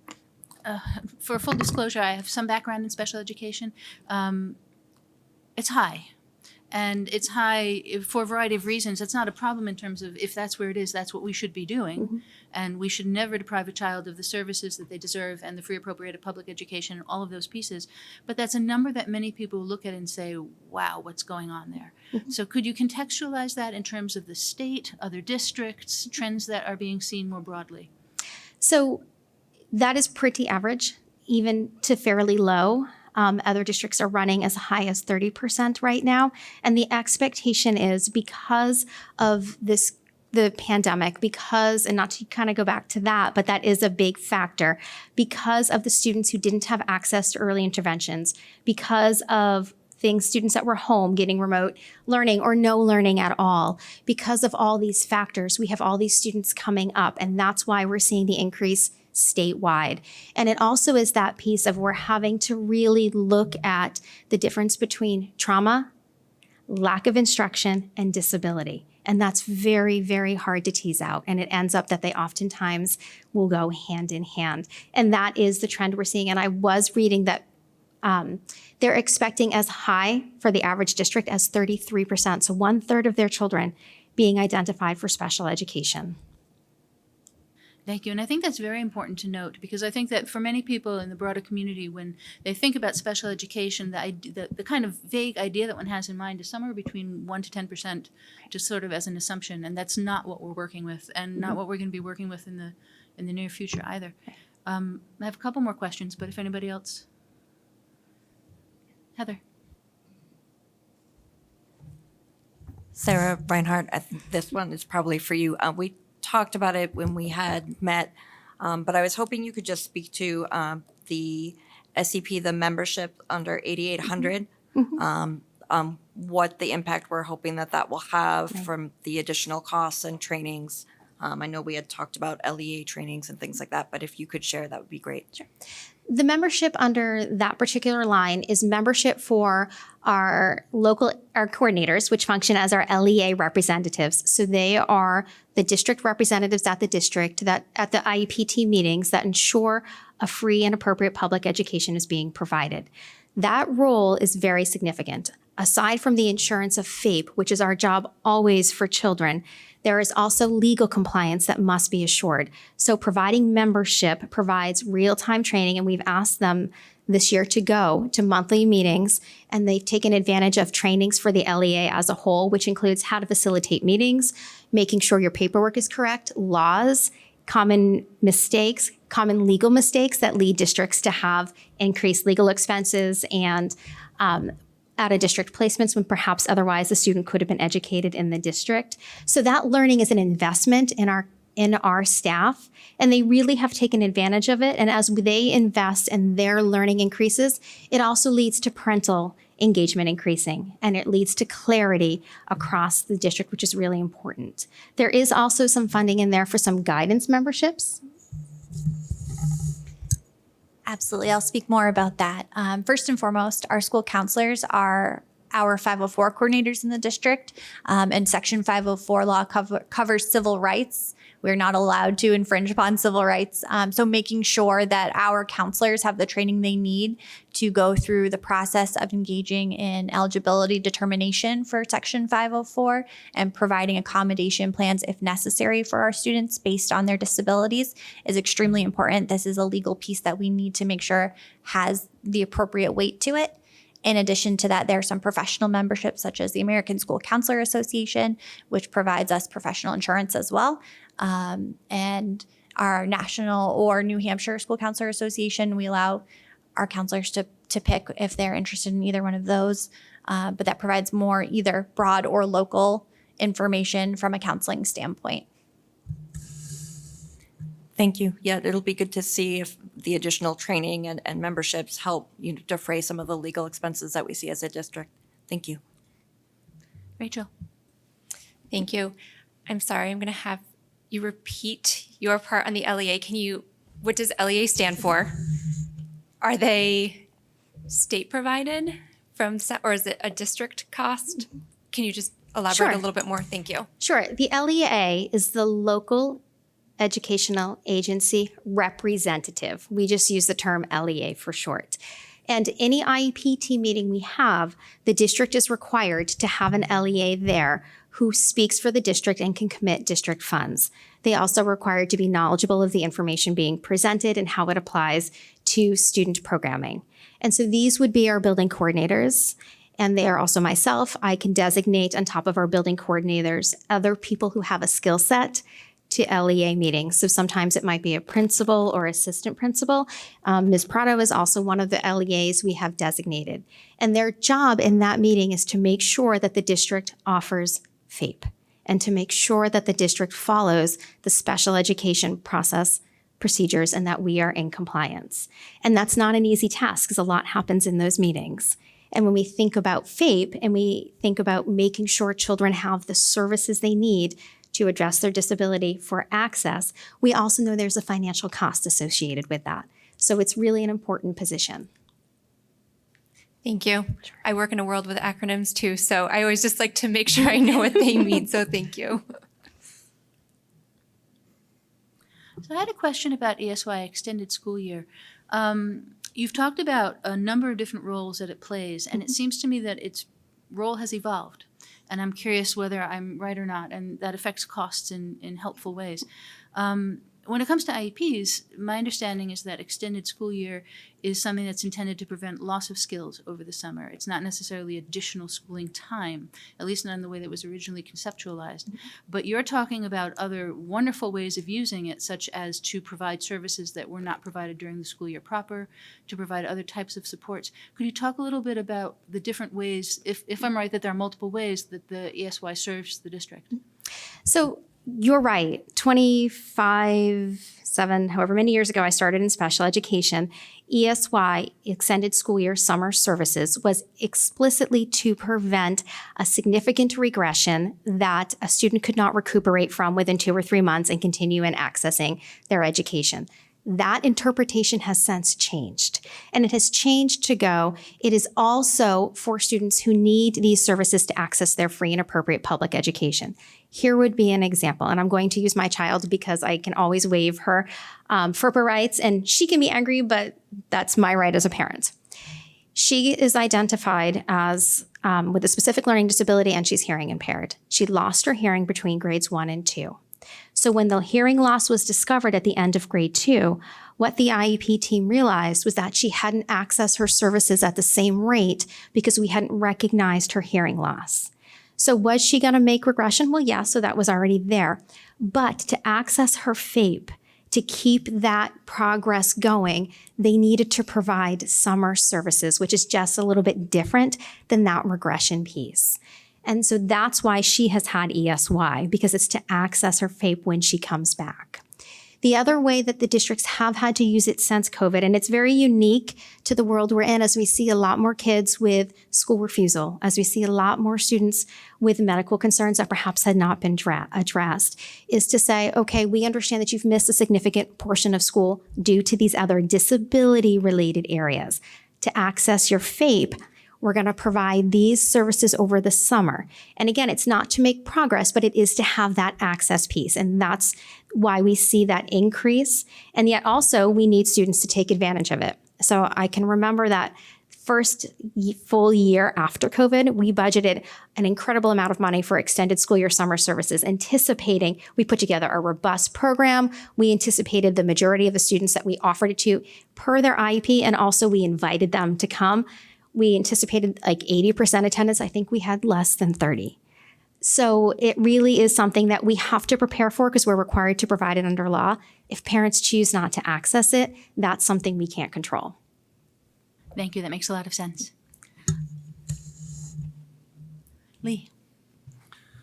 I'd like to understand a little bit more about how a child gets identified as needing some of these services.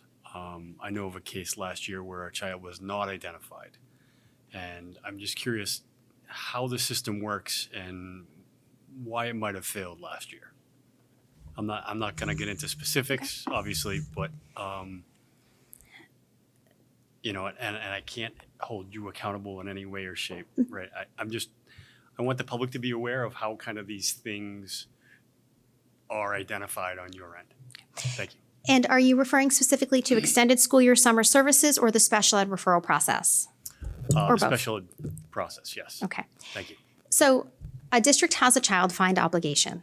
So if a district member, staff member, custodian, nurse, anyone suspects a child has an educational disability, they need to put forth a referral to special education. Parents can also put forth a referral to special education. The referral source does not matter. The process is the same. Once the district receives that referral, they have 15 business days, which is slightly different than what it used to be, 15 business days to convene an IEP team to decide if the district suspects an educational disability is present. And that meeting typically goes one of 3 ways. The district says, we're absolutely right. We suspect an educational disability, and we offer an evaluation plan that meets the criteria for the specific disability. So I'm going to just use my daughter again because she's an easy example. She has a specific learning disability. So we were looking at her cognitive because we must have that. We were looking at a hearing and vision screening, which ironically, she hadn't lost her hearing at that point, so she passed. We were looking at a classroom observation. We were looking at an academic evaluation.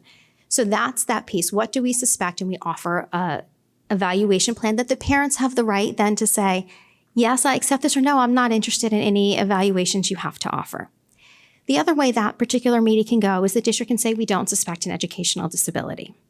And then we issue that to the parents. And then parents have additional choices. They can re-refer their children again, and we can go through that process again. Sometimes new information comes up that we didn't have, especially if they're preschool-aged students.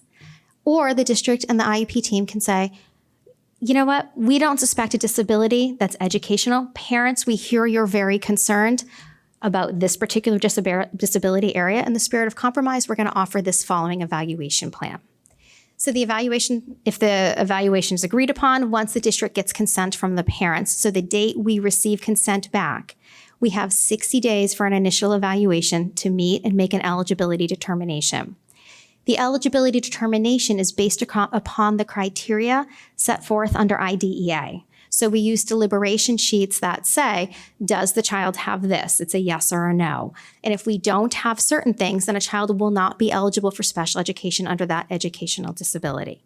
Now, it's not to say that we don't go into an IEP team meeting, which is an eligibility determination, and say, oh, the student is not eligible under SLD. However, information came up that makes me as the LEA, and this is why that training is so important, suspect that there might be something else here. So we're going to ask for additional evaluations, run through that process of the 60 days once we get consent from the parents, and meet again to see if that eligibility if there is an educational disability present. And when we consider that disability, it's 2 prongs.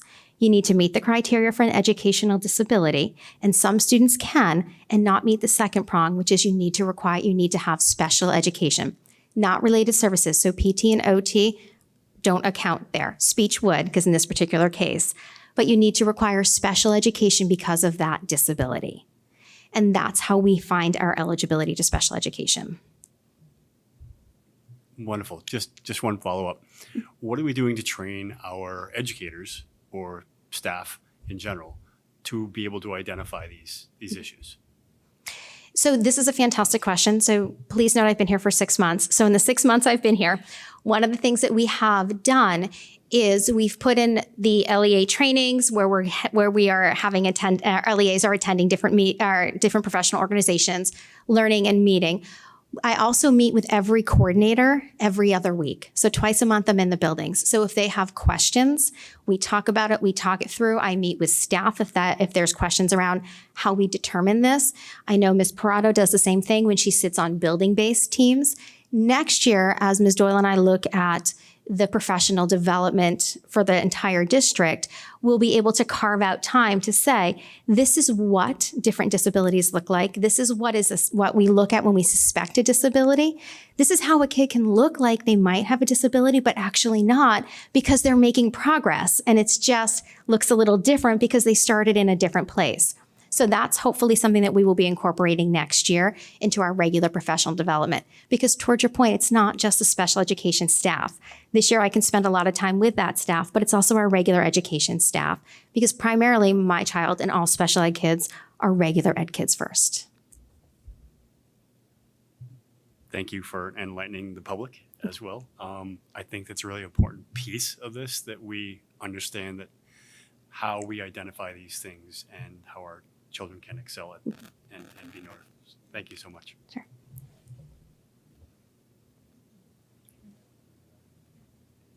I just wanted to add that we're in compliance with RSA 259. I'm going to pause you for 1 second and ask, is that audible on the? Yeah, come on up. Can you hear me okay? I also just wanted to say that we're in compliance with the new RSA, the dyslexia screener law, so RSA 259. So you asked about what are we doing in the regular ed classroom. So that requires that all students in kindergarten through grade 3 are screened within 60 school days. And our dyslexia screener here, our universal screener that we're using is iReady. And so we're in compliance, and the classroom teachers are part of that process. So all students take that diagnostic, and if they have indicators for dyslexia, they go through our data teams in kindergarten through grade 3, which is separate from the special education process. But if you read any of that legislation, special ed is mentioned in there multiple times. So myself and Sarah, we have to be part of those teams so that folks know this is when a student would go to referral. And then in the meantime, what are we doing? What evidence-based interventions are we providing to students that meet certain criteria? And all classroom teachers are part of that process. We've heard the iReady term used quite a lot over the past year or so. I'm just curious when that was implemented. This is our first year of iReady. I was here last year and talked a little bit about there was a bump in our district-wide assessments. We shifted from STAR, which is another fine assessment, but we shifted to iReady this year in kindergarten through grade 8 as our diagnostic screener. And we also have the personalized learning paths that are created for students based on that assessment. So then students are provided with individualized practice based on their results. And that's our first year of doing that. Great, thank you. Would you guys be able to speak on the overall number of like the paraeducators we have, and how many of those are the one-on-one paras versus those paras that are actually inside of the classrooms? Okay, I actually do have those numbers and I'm looking for them right now. In terms of the one-to-one, or what we would call a shared para, that particular number is, we're still gathering that. I don't have that specific one. I do know that right now we have a total of 177 para positions. Of that 177, 28 are vacant. 16 of those 28 have been contracted out to fill that need. When we think about contracting out for paras, those are always contracted out for one-to-ones. And do you know how that would compare to the other districts of our size? So that's a really interesting question, and it's one I get a lot, and it's a little challenging to compare because there's multiple factors at play. One is the student body population. So if a district tends to place more of their kids out of district that would require one-to-ones, we would see less, and we would see perhaps an increase in their out-of-district lines. Some districts, I believe Bedford's one of them, has an internal program that functions like an out-of-district placement. And so that might not count into their total because it's run through the New England Center for Children, the NEC. And so what we might see there is they have a lot of their students in that program. They run it. It's still considered an out of district, but it's more their program. They have access to their schools, access to those pieces. But you would see a difference in the staffing because it's staffed through another agency. So it's a little more context to that to compare.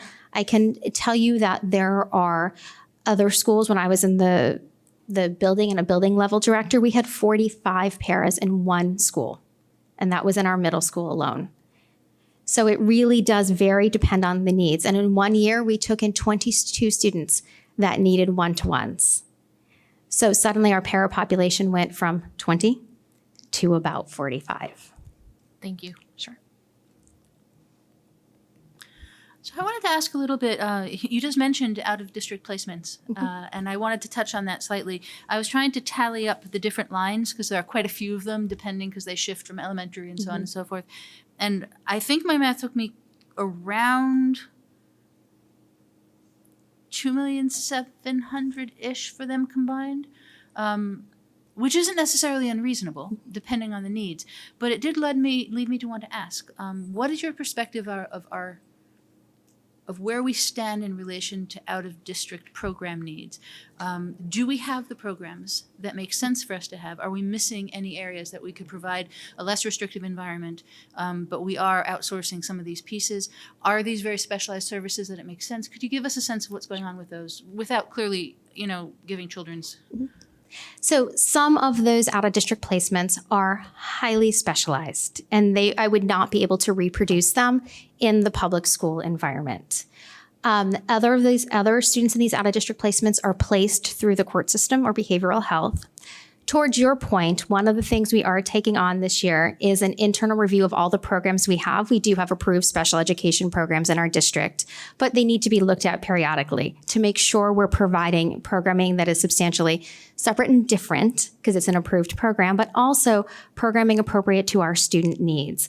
And any time an IEP team says we're going to place a child out of district, then the district practice needs to be, we need to review what we have and what we offered internally to ask ourselves, was that the least restrictive environment for the child? And there are times when the answer is going to have to be yes. And here's an example that has nothing to do with anybody here. I shared that my daughter is hearing impaired. If she were to continue to lose her hearing and become functionally deaf, then an out-of-district placement for children that are deaf might be the least restrictive environment for her. That being said, if the school district came to me and said, we think she's a little complicated and we're going to place her out, I'm going to say, no, thank you.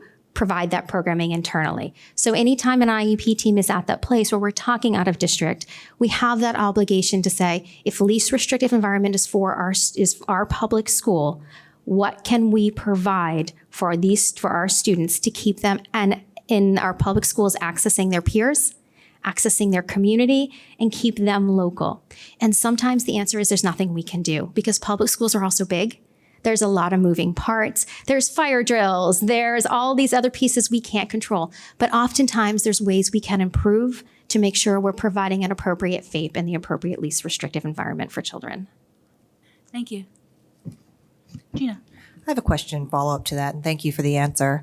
So I know that it's sometimes very specialized and you can't reproduce these cases. So how are we budgeting, or is it in the budget when we're determining what's the least restrictive environment? Can we bring these programs in-house, or is it cheaper to go, out of state or out of district to do so? How long does that determination take, and how are we weighing the costs, and how quickly can we implement? Special education has an obligation to provide a free and appropriate public education to children in the least restrictive environment, which means when I look at what is the appropriate environment for students, well, I know there is a financial cost associated. I have to look at student needs first and always. What it also means, though, is I have frequent monthly, sometimes more than that, meetings with the BA, meetings with the superintendent, and say, okay, I have these students. This is the potential trajectory. These are the services and supports we're putting in place. However, we may end up finding that the least restrictive environment is something else for this particular student, in which case I would anticipate the cost perhaps being this much. Now, then we look at our lines and say we can offset that in multiple ways. Sometimes if it's a student that has a contracted BCBA and a contracted para, well, there's a significant funding source that we won't need anymore, and we can balance that out. But ultimately, we do have an obligation to provide the FAPE for the child. And then that's why the LEAs are so important, because also they let us know, Sarah, we're running into a place where this may take us to a different route. What do we need to do so we can provide it?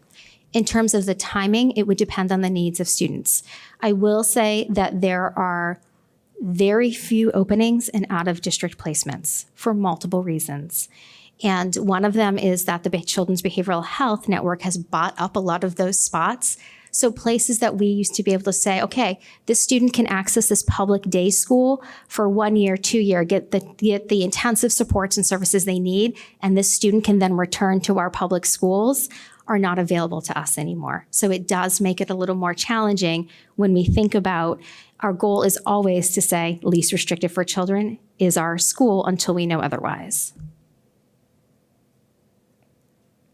Thank you. And is there grant money that we can access to help offset these costs as well?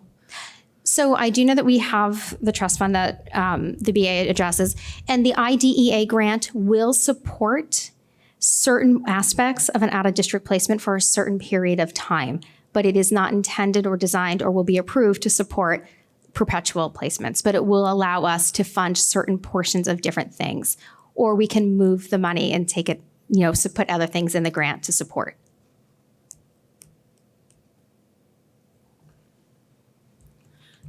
So I was curious, on page 20, you don't actually necessarily go to, it's the supplies and materials lines. So it has the supplies and materials for speech supplies and ESOL supplies and so on and so forth, those. I just wanted to check in and ask how you determine those. And I'm curious because, honestly, I'm not looking to add money, but $1,400 for speech supplies for a year for a district doesn't seem like a lot of money. And so I'm just curious how you reach that and what it covers. So if you'll notice that the lines are typically flat funded right now in that area because I'm new here and to figure out what different programs need and what different staff member needs. I also hold a bunch of money back in the IDEA grant for supplies, recognizing that it's very important when a speech path comes to me and says, Sarah, I have a student who's going to need a $14,000 communication device. Well, students need to communicate to learn. that's what needs to happen. We hold that money there so we can provide the materials for the students to learn. If they need a program because they have a unique learner, we have that money available and we offset that in our IDEA grant. Thank you. Let me just, Rachel, yes, please. Thanks. I'll follow up that question from maybe a slightly different perspective. So to me, what you just described as, something specific to the student, is there not a line item for those direct needs of the students versus, to me, if I look at supplies, those are more indirects. And maybe a follow-on to that also is, so that's one question. And then, so for all of our contracted staff, do they not have supplies provided as part of their contracted amount outside of anything of student needs? Right. So there is both. We can tap the local funding source if it's a student-specific need, and if it's a special ed, I need protocols, I need a different program. We can do it in both ways. It just happens under the IDEA grant. It falls just in the line of supplies. And so we don't have to differentiate unless we were to choose to do so. In terms of what contracted service providers come with, that is negotiated when we sign our contracts. And the majority of the contracts were signed before I got here. Some of them include that the agency will provide different resources, other ones do not. There is a benefit for us providing the resources in that we're making sure and we're ensuring we're using the high quality tools and instruments that are required under IDEA, but also provide the best information for making educational decisions for our students. Okay, thank you. Just two more. I was noticing in additional equipment, it's on page 22, that includes staff accessing IEPs as the last line here. So it says, are you seeing it? Yes. I was curious what that refers to. So sometimes we will have staff that to implement the IEP, so perhaps less access and more implement, will require a specific tool. So for example, if our student has a communication device, the staff will need a mirror communication device. Staff might need a different kind of laptop because certain devices only run on certain kinds of software to connect, to update, to implement that IEP. Okay, that makes sense. I was wondering whether we still had any in-house software for IEP writing or stuff like that was. No, those days are gone, but I do remember them. And we are required to use NESIS, which is the New Hampshire system. Thank you. One second.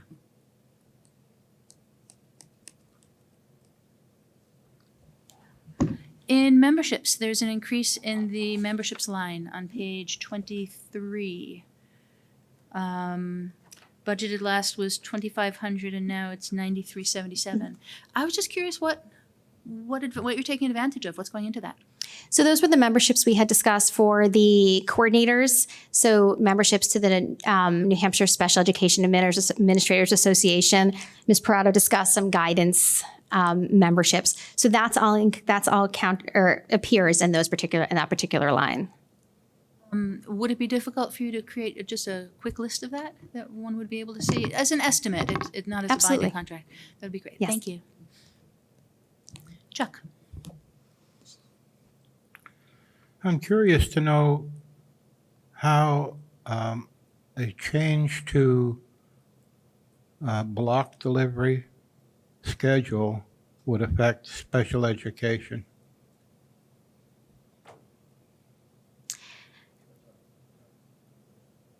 Chuck, could you talk a little bit more for the committee's sake about the context? If, for instance, the school district went from a 7-period day to a 4x4 block scheduling, how would that affect special education? So that's a very interesting question. The district has an obligation to implement IEPs and provide a FAPE. So what it might mean is that the service delivery time and duration would change. We would still have to provide the services, but instead of doing it perhaps if we have a 7-block day 4 times a week for a certain amount of time, we might have to do it for a longer period of time, but for a shorter number of days. It might also mean that if we would have perhaps a different level of flexibility, both pros and cons in terms of if I need to provide a service that's in a classroom or a service that's out of a classroom. Students might require different accommodations and modifications to sustain learning for that time. Ultimately, the IEP provides FAPE, and then we adjust the sense of how we implement that FAPE based upon different things like schedules, but we are driven by the FAPE need. So, what do you believe some of the pros would be in a difference in scheduling?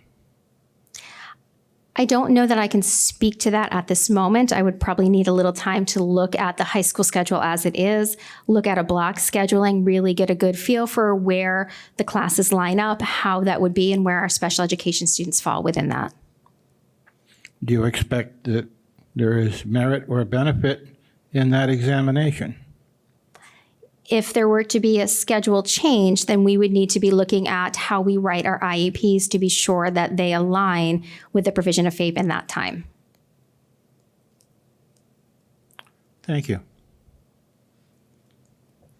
Anybody else? I'll go. Yes. No one's touched on it yet. I was kind of waiting to see if it came up, so I didn't have to ask.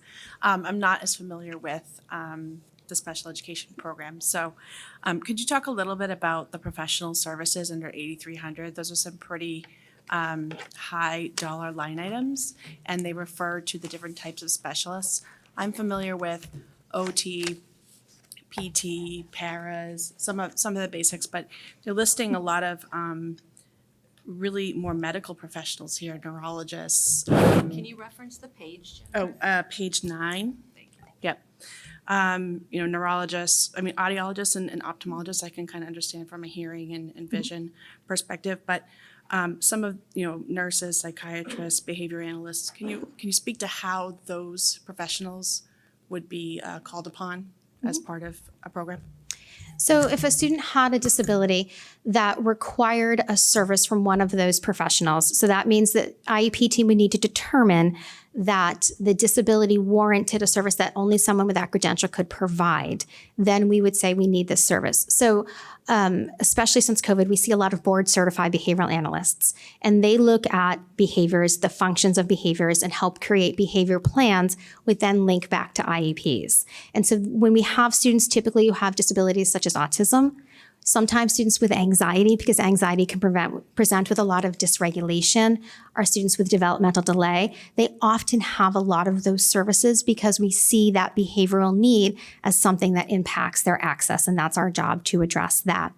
Sometimes we see neurologists come in if we have students who need a specific type of evaluation or observation or consult because they have a very unique condition that we need to figure out and understand better as an educational team.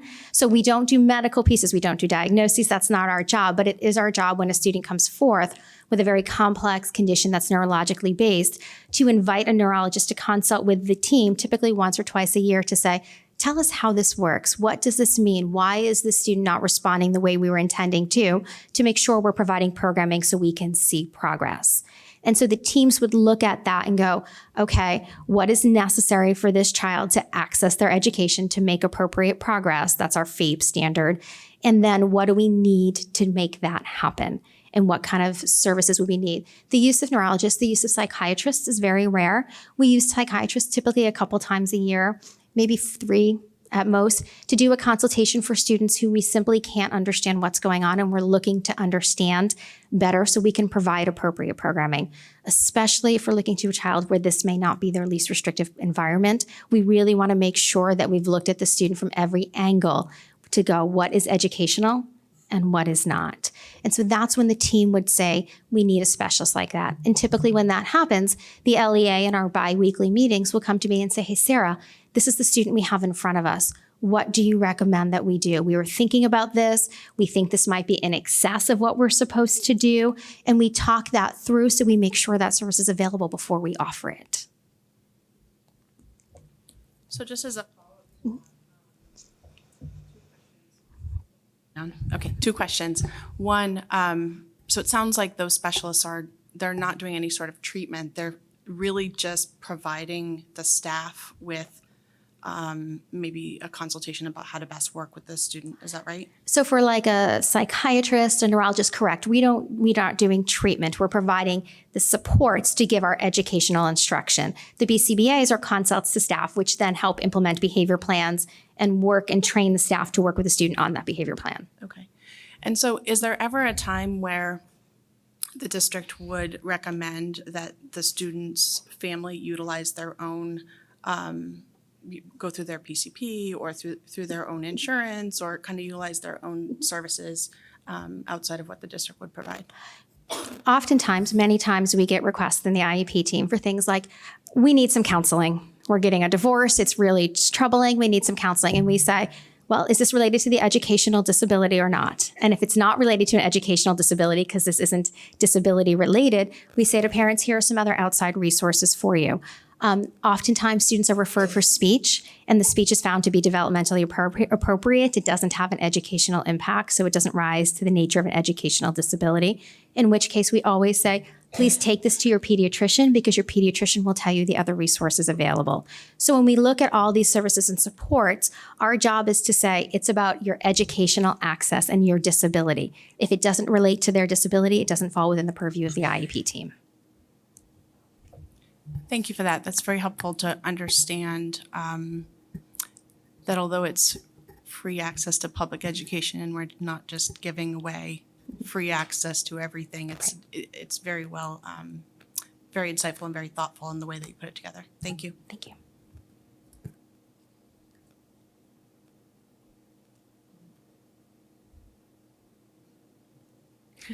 Does anyone have anything else that they want to ask?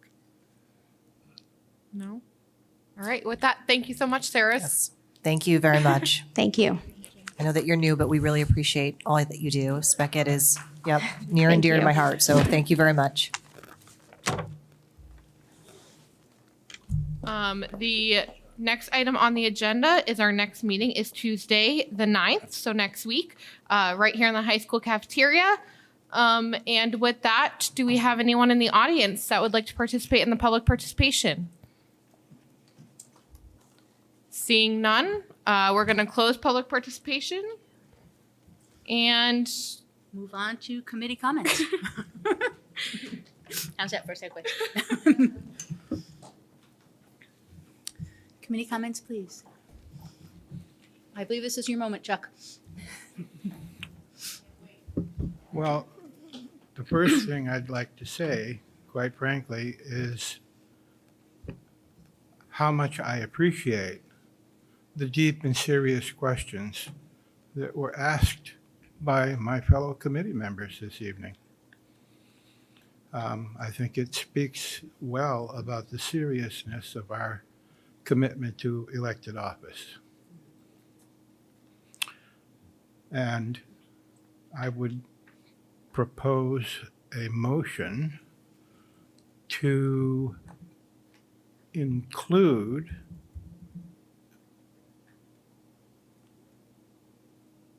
consideration of a new replacement sign under maintenance for the high school field.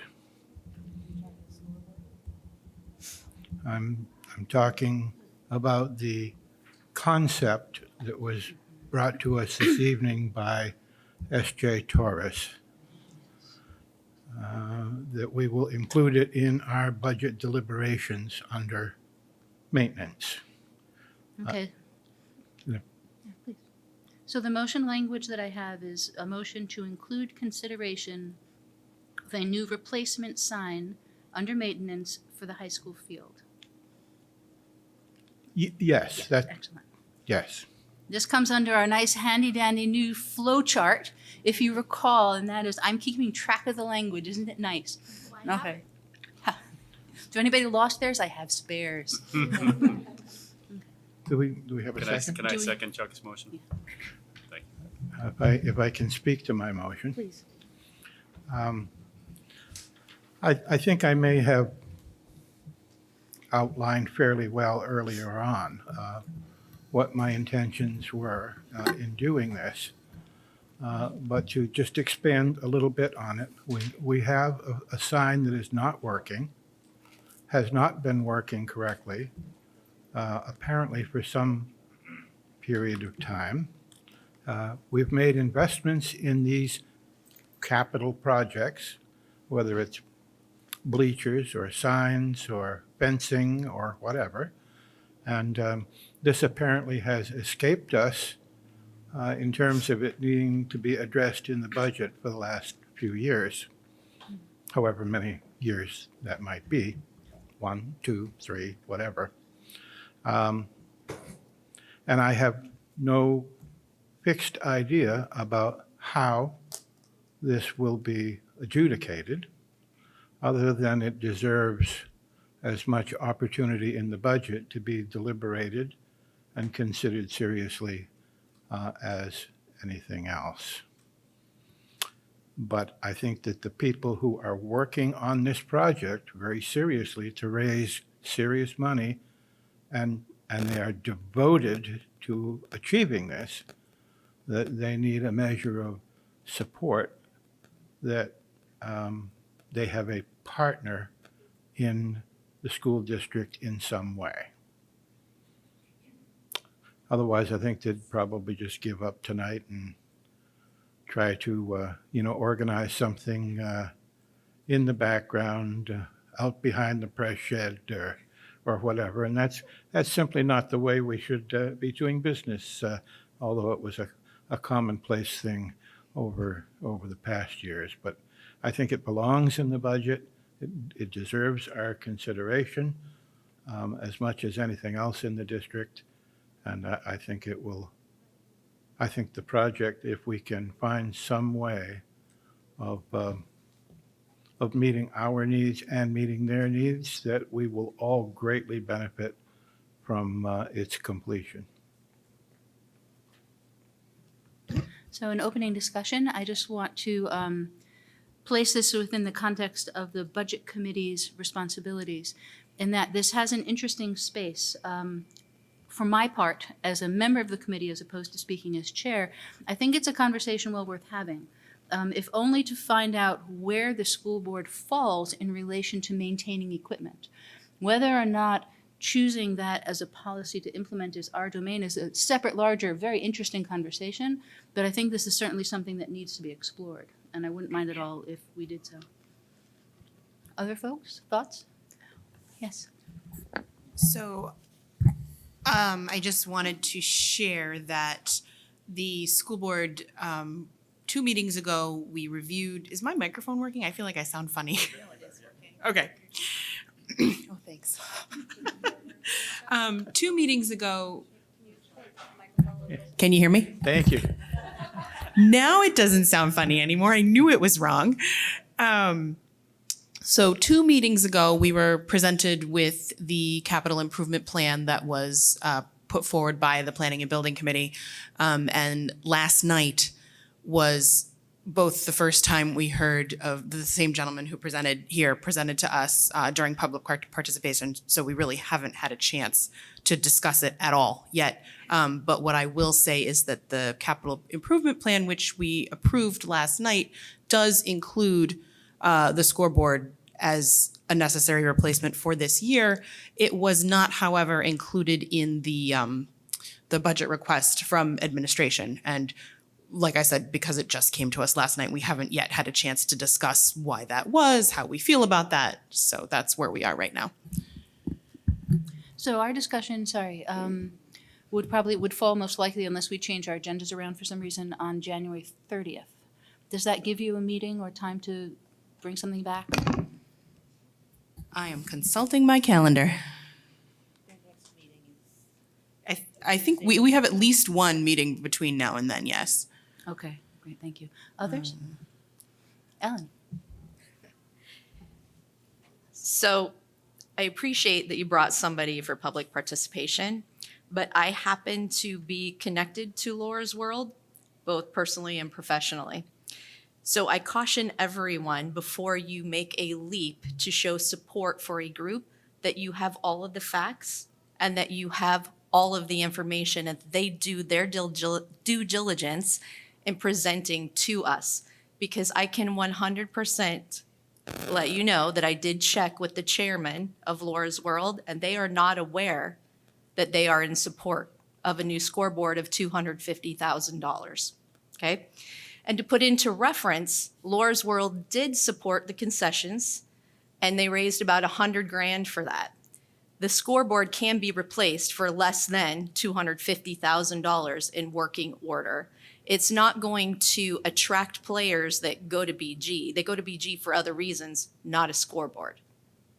Okay? So I appreciate that he spoke, but I personally would want to see a full presentation. I would want to know what the school board thinks and what the district supports, because it's, to me, there's a little bit of wool being pulled over your eyes and fanciness and glitz and sparkle when we have real things that we need to put money on, and we don't need to focus on a $250,000 video board when we need a district building. We need roofs on our school. We need special education services. We need things the entire district, not just football fans, are going to benefit from.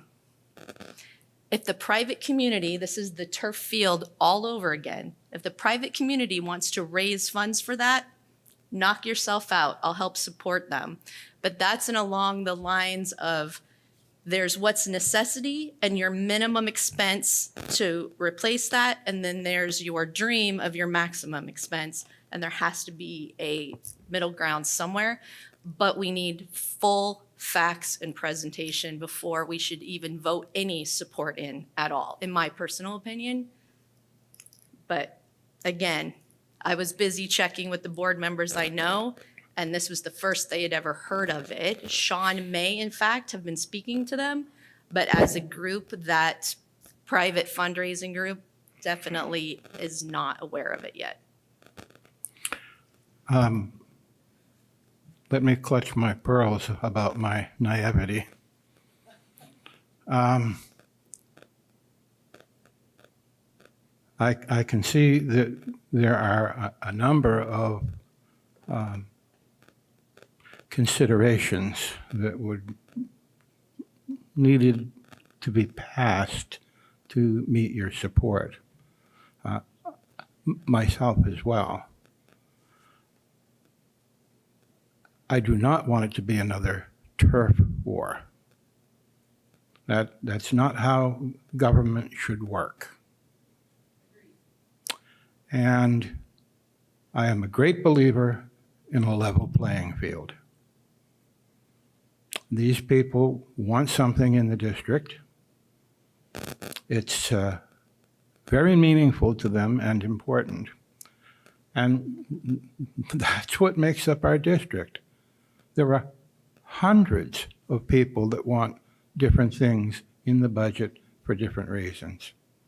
And yeah, it's our difficult job to try and ascertain what the triage is of the most important things, particularly this year. But I felt it was important for them to know that they didn't have to go in some back room someplace and see if they could get their needs met without an even-handed consideration within the entire school district budget. So it's an open question.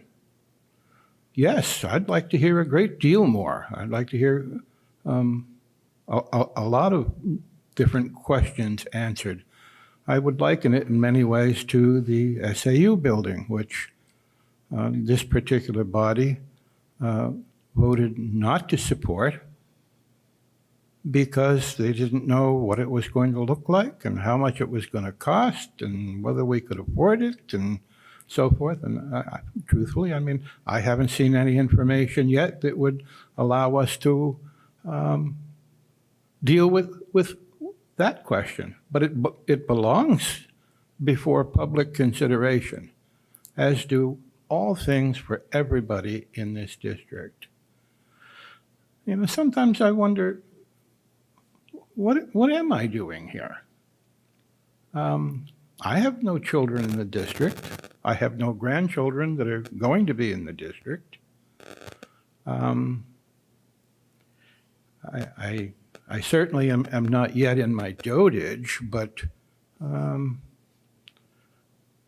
there aren't a lot of older people like myself relevantly involved in community positions.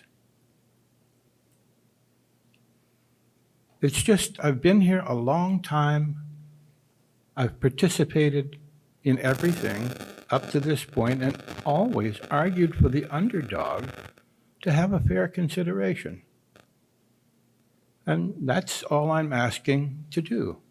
We do not want to have an investment in this district, a capital investment in this district, that is not guided, directed, acknowledged, and funded in some way that provides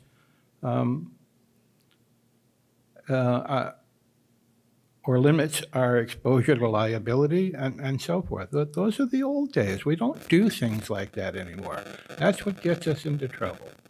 And I've seen enough of that in the past that despite the fact that we're all very concerned about taxes and so forth, I still, if we have a need out there, a need, a want, or desire, this is the body at which it needs to be heard and deliberated with.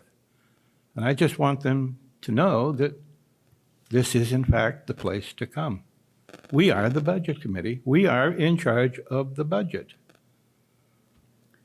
It's just that simple. We can make an accommodation in some way, or we can tell them, no, we're not interested. But at least there's a clarity and a finiteness about that. And that's all I'm really asking for. And I appreciate that. And they, in all fairness, need to give an appropriate presentation and provide clarity. So- That's what the next maintenance I'm- presentation Right. I expect would be. I'm going to just step in for one moment here on 2 points. First, I want to clarify something, Chuck, in what you said, because I know what you meant, what you were saying, but the phrasing might be misleading for those listening. It might well be. You said something I'm that sorry. that this body had decided not to support the SAU. Yet, it has No. not yet decided to support the SAU. No, what happened last time was that a motion to make a specific decision about it at this point came forward, and we were not ready at that point in the budgetary piece to make a specific decision. Pat, yes. It's a distinction without a distinction. It's tricky if if something goes, Bill, would you care to? Please, yes.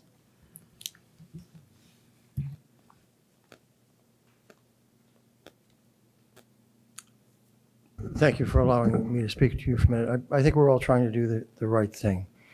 With respect to the scoreboard, excuse me, last night was the first that the school board and the administration heard of it. My recommendation, I guess, would be in following the process of the entire budget deliberation, I would feel much more comfortable if the school board had an opportunity to engage in a discussion about this, and then we bring that to you, since that has been the process that we have followed, and that we present the budget to the school board does the deliberation, passes the budget on to you. I would much prefer to see that consideration of the scoreboard given by the school board first, and then we bring that recommendation to you. I 100% agree. I think we're all would love to see a wonderful school board. I just am kind of a stickler for the process in terms of following the appropriate process that we all agreed to in terms of administration, submitting a budget to the school board approving a budget, and then it's yours. If I may, this is my motion. The motion was the budget committee supports the school board's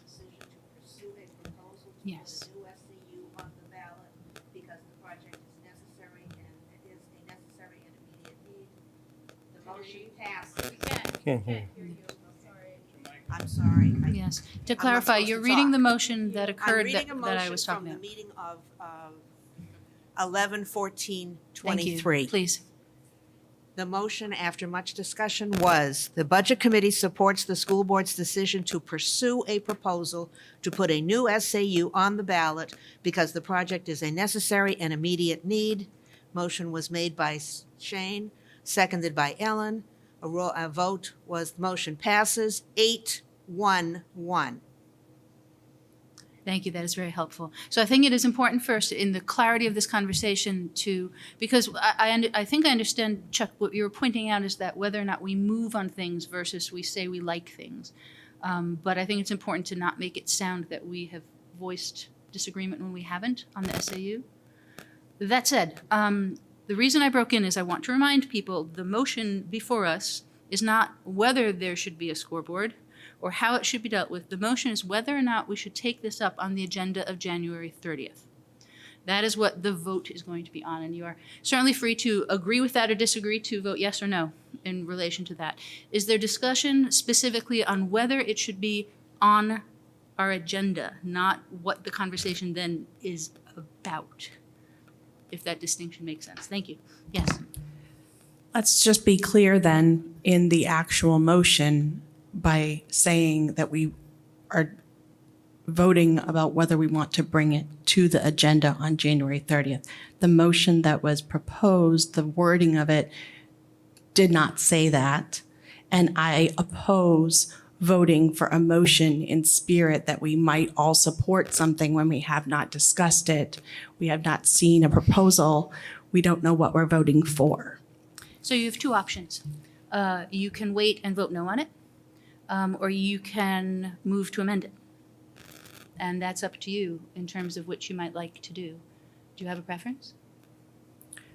My preference based on what was just shared with us is that we would wait until the school board has an opportunity to review it and bring it to us. And if the timing is right for us to do that for the January 30th meeting, then so be it. Can you read the motion again? It has a clause within it that I'm going to keep, but I will emphasize as I read. To include consideration of a new replacement sign under maintenance, not the sign under maintenance, but our maintenance agenda item for the high school field.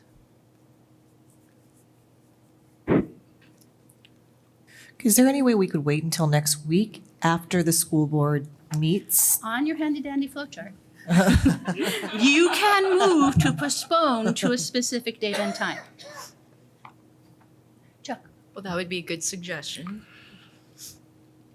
I know it's been confusing over time, and it's been especially confusing for our administration about what the proper role of the Budget Committee is in the school district. And the fact is, we are in charge of the budget.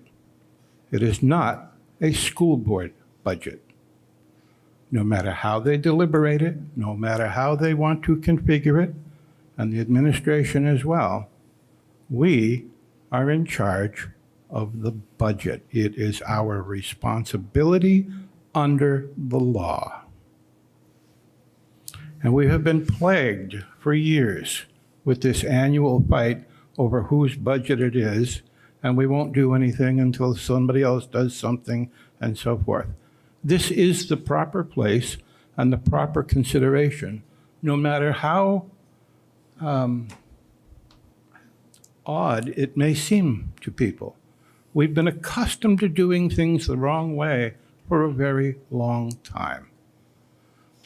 Otherwise, we're just what people think the Budget Committee is. People who just rubber stamp whatever the school board says or whatever the administration says, as if we have no legal responsibilities to exercise. So, yes, my interpretation of the law is that it does belong here. This is our jurisdiction. It is our responsibility. And I can't really fathom the resistance to taking on a deliberation. We deliberate everything else in the district. Why would we not deliberate this? Because there's not enough information yet. Correct. And we haven't, administration just came to us and said they haven't had time to think about this yet. How can we deliberate on something Well, where we don't have all I- the And in all information? I can s- fairness, we should support each other, just like we should support our community members. Those were your exact words. So by moving ahead of them, it's not forcing it, it's moving reckless, in my opinion, when we need to let all the bodies do their due diligence, including us, and be fair and supportive of each other and work as a united body. So does everybody understand the motion that is before us? No, everybody doesn't. I can clearly see that. Does each person here speaking for themselves believe that they understand the motion that is before us? Yes. Okay. I'm going to call a vote for this piece. If you are in favor of adding field consideration of the new replacement sign to the January 30th agenda, that would be a yes vote. If you do not feel we should add it, that would be a no vote. This does not have to be a roll call vote because it is a standard motion. So one more time, to include consideration of a new replacement sign for the high school field under maintenance on our agenda. Those in favor, please raise your hand or say aye. Aye. All opposed? Abstentions?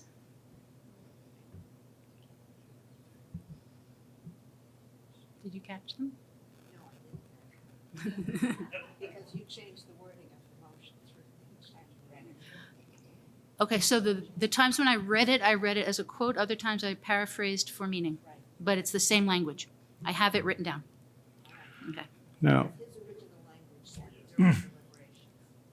Sorry? His original language said during our deliberations. The original language that I have here, once I read it, I asked if it's what he had in mind for the motion, and he said yes. So it's what we got. Yes. Okay. So did we catch the votes, or should we do it again? Okay. So those in favor? I'm really sorry. I have one question. I hate to bring Please. things up more. If we vote no on this and administration brings something, because the school board only has, I believe, one meeting between now and that date scheduled right now. If by some miracle they get all of the information they need to us in time for our meeting, which is on, I believe, Monday, so less than a week away, and we have adequate time to consider it. If we vote no on this motion, does that mean you guys can't put it on your agenda anyway? This even though- motion does not bar me from putting anything on the agenda anytime I want to. What this does is if it passes, it is my agreement that if this passes, it will be on that agenda. That is what the motion does. Okay, Okay? thank you. Rachel? And one more clarifying question. Yes. And it's kind of similar because that was my thought process was even if it doesn't pass tonight, it doesn't, and even if it doesn't make the agenda officially, that doesn't mean somebody cannot call a motion Yes. if information is presented, so it could still be discussed. Yes, absolutely. And conversely, if by then it's no longer an issue, but we did put it on the agenda, we can call the agenda item and say, it's solved, yay, and move along. All we're saying is whether or not it's going to be placed for consideration on the agenda. Okay? Okay, so the motion is to include consideration of a new replacement sign under maintenance for the high school field. Those in favor, please say aye or Point raise of your order. hand. Sir. as it stands right now, what we have just done is we have sent these people to the school board to get whatever relief or acceptance. We are sending them out to the school board for the school board to decide something before we can respond to that. No. No? Why is that not so? Well, maybe we're surfing it out so that we can do our due diligence in order to make the best informed decisions. It's not based on the school board, just people asked, is the school board going to consider it? She shared that it was just brought to them and the district and the school board want to do it together. Mr. Olson shared the hierarchy of events, okay?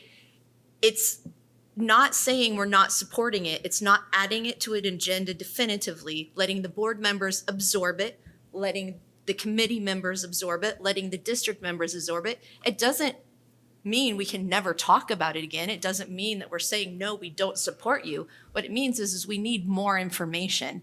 Well, Okay, so my vote means I don't have enough information to definitively say, yes, I'm ready to debate this and deliberate it on January 30th. how are Period. how are we going to acquire that I'd like to interrupt. I information? believe a vote was called. Yes, And we thank have you. not finished that Beg your point. pardon, I So I believe apologize. the vote should be finished before any Thank you, other Lee. further Yes. discussion is Yes, made. the discussion was closed and the vote did begin and I was going to be apologize. repeated. Please Thank you very excuse me. much, Lee. Okay, so did you need a repeat of the vote, Pat, in order to? Okay, so those in favor, please say aye or raise your hand. Thank you. Those opposed, please indicate. Any abstentions? Okay, thank you. 4 in favor, 5 against, and 1 abstention, which is that the motion fails at this time. Now, that does not mean we will not talk about it, but it is not going to be the decision of this body to place it on that specific agenda at this time. Okay, thank you. Are there any other member comments or conversation? Rachel? I do have a question now on our scheduled January 23rd meeting. So schools are closed that day. There's no meeting. No, Wait. schedule, that's the primary. Pat sent Right. out an updated agenda a few weeks ago.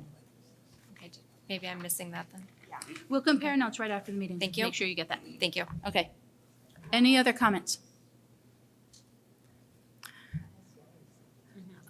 Okay, because it is a wonderful tradition that people enjoy, do we have a motion to adjourn?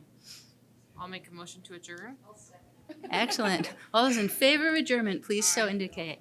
Aye. Thank you. Have a wonderful night.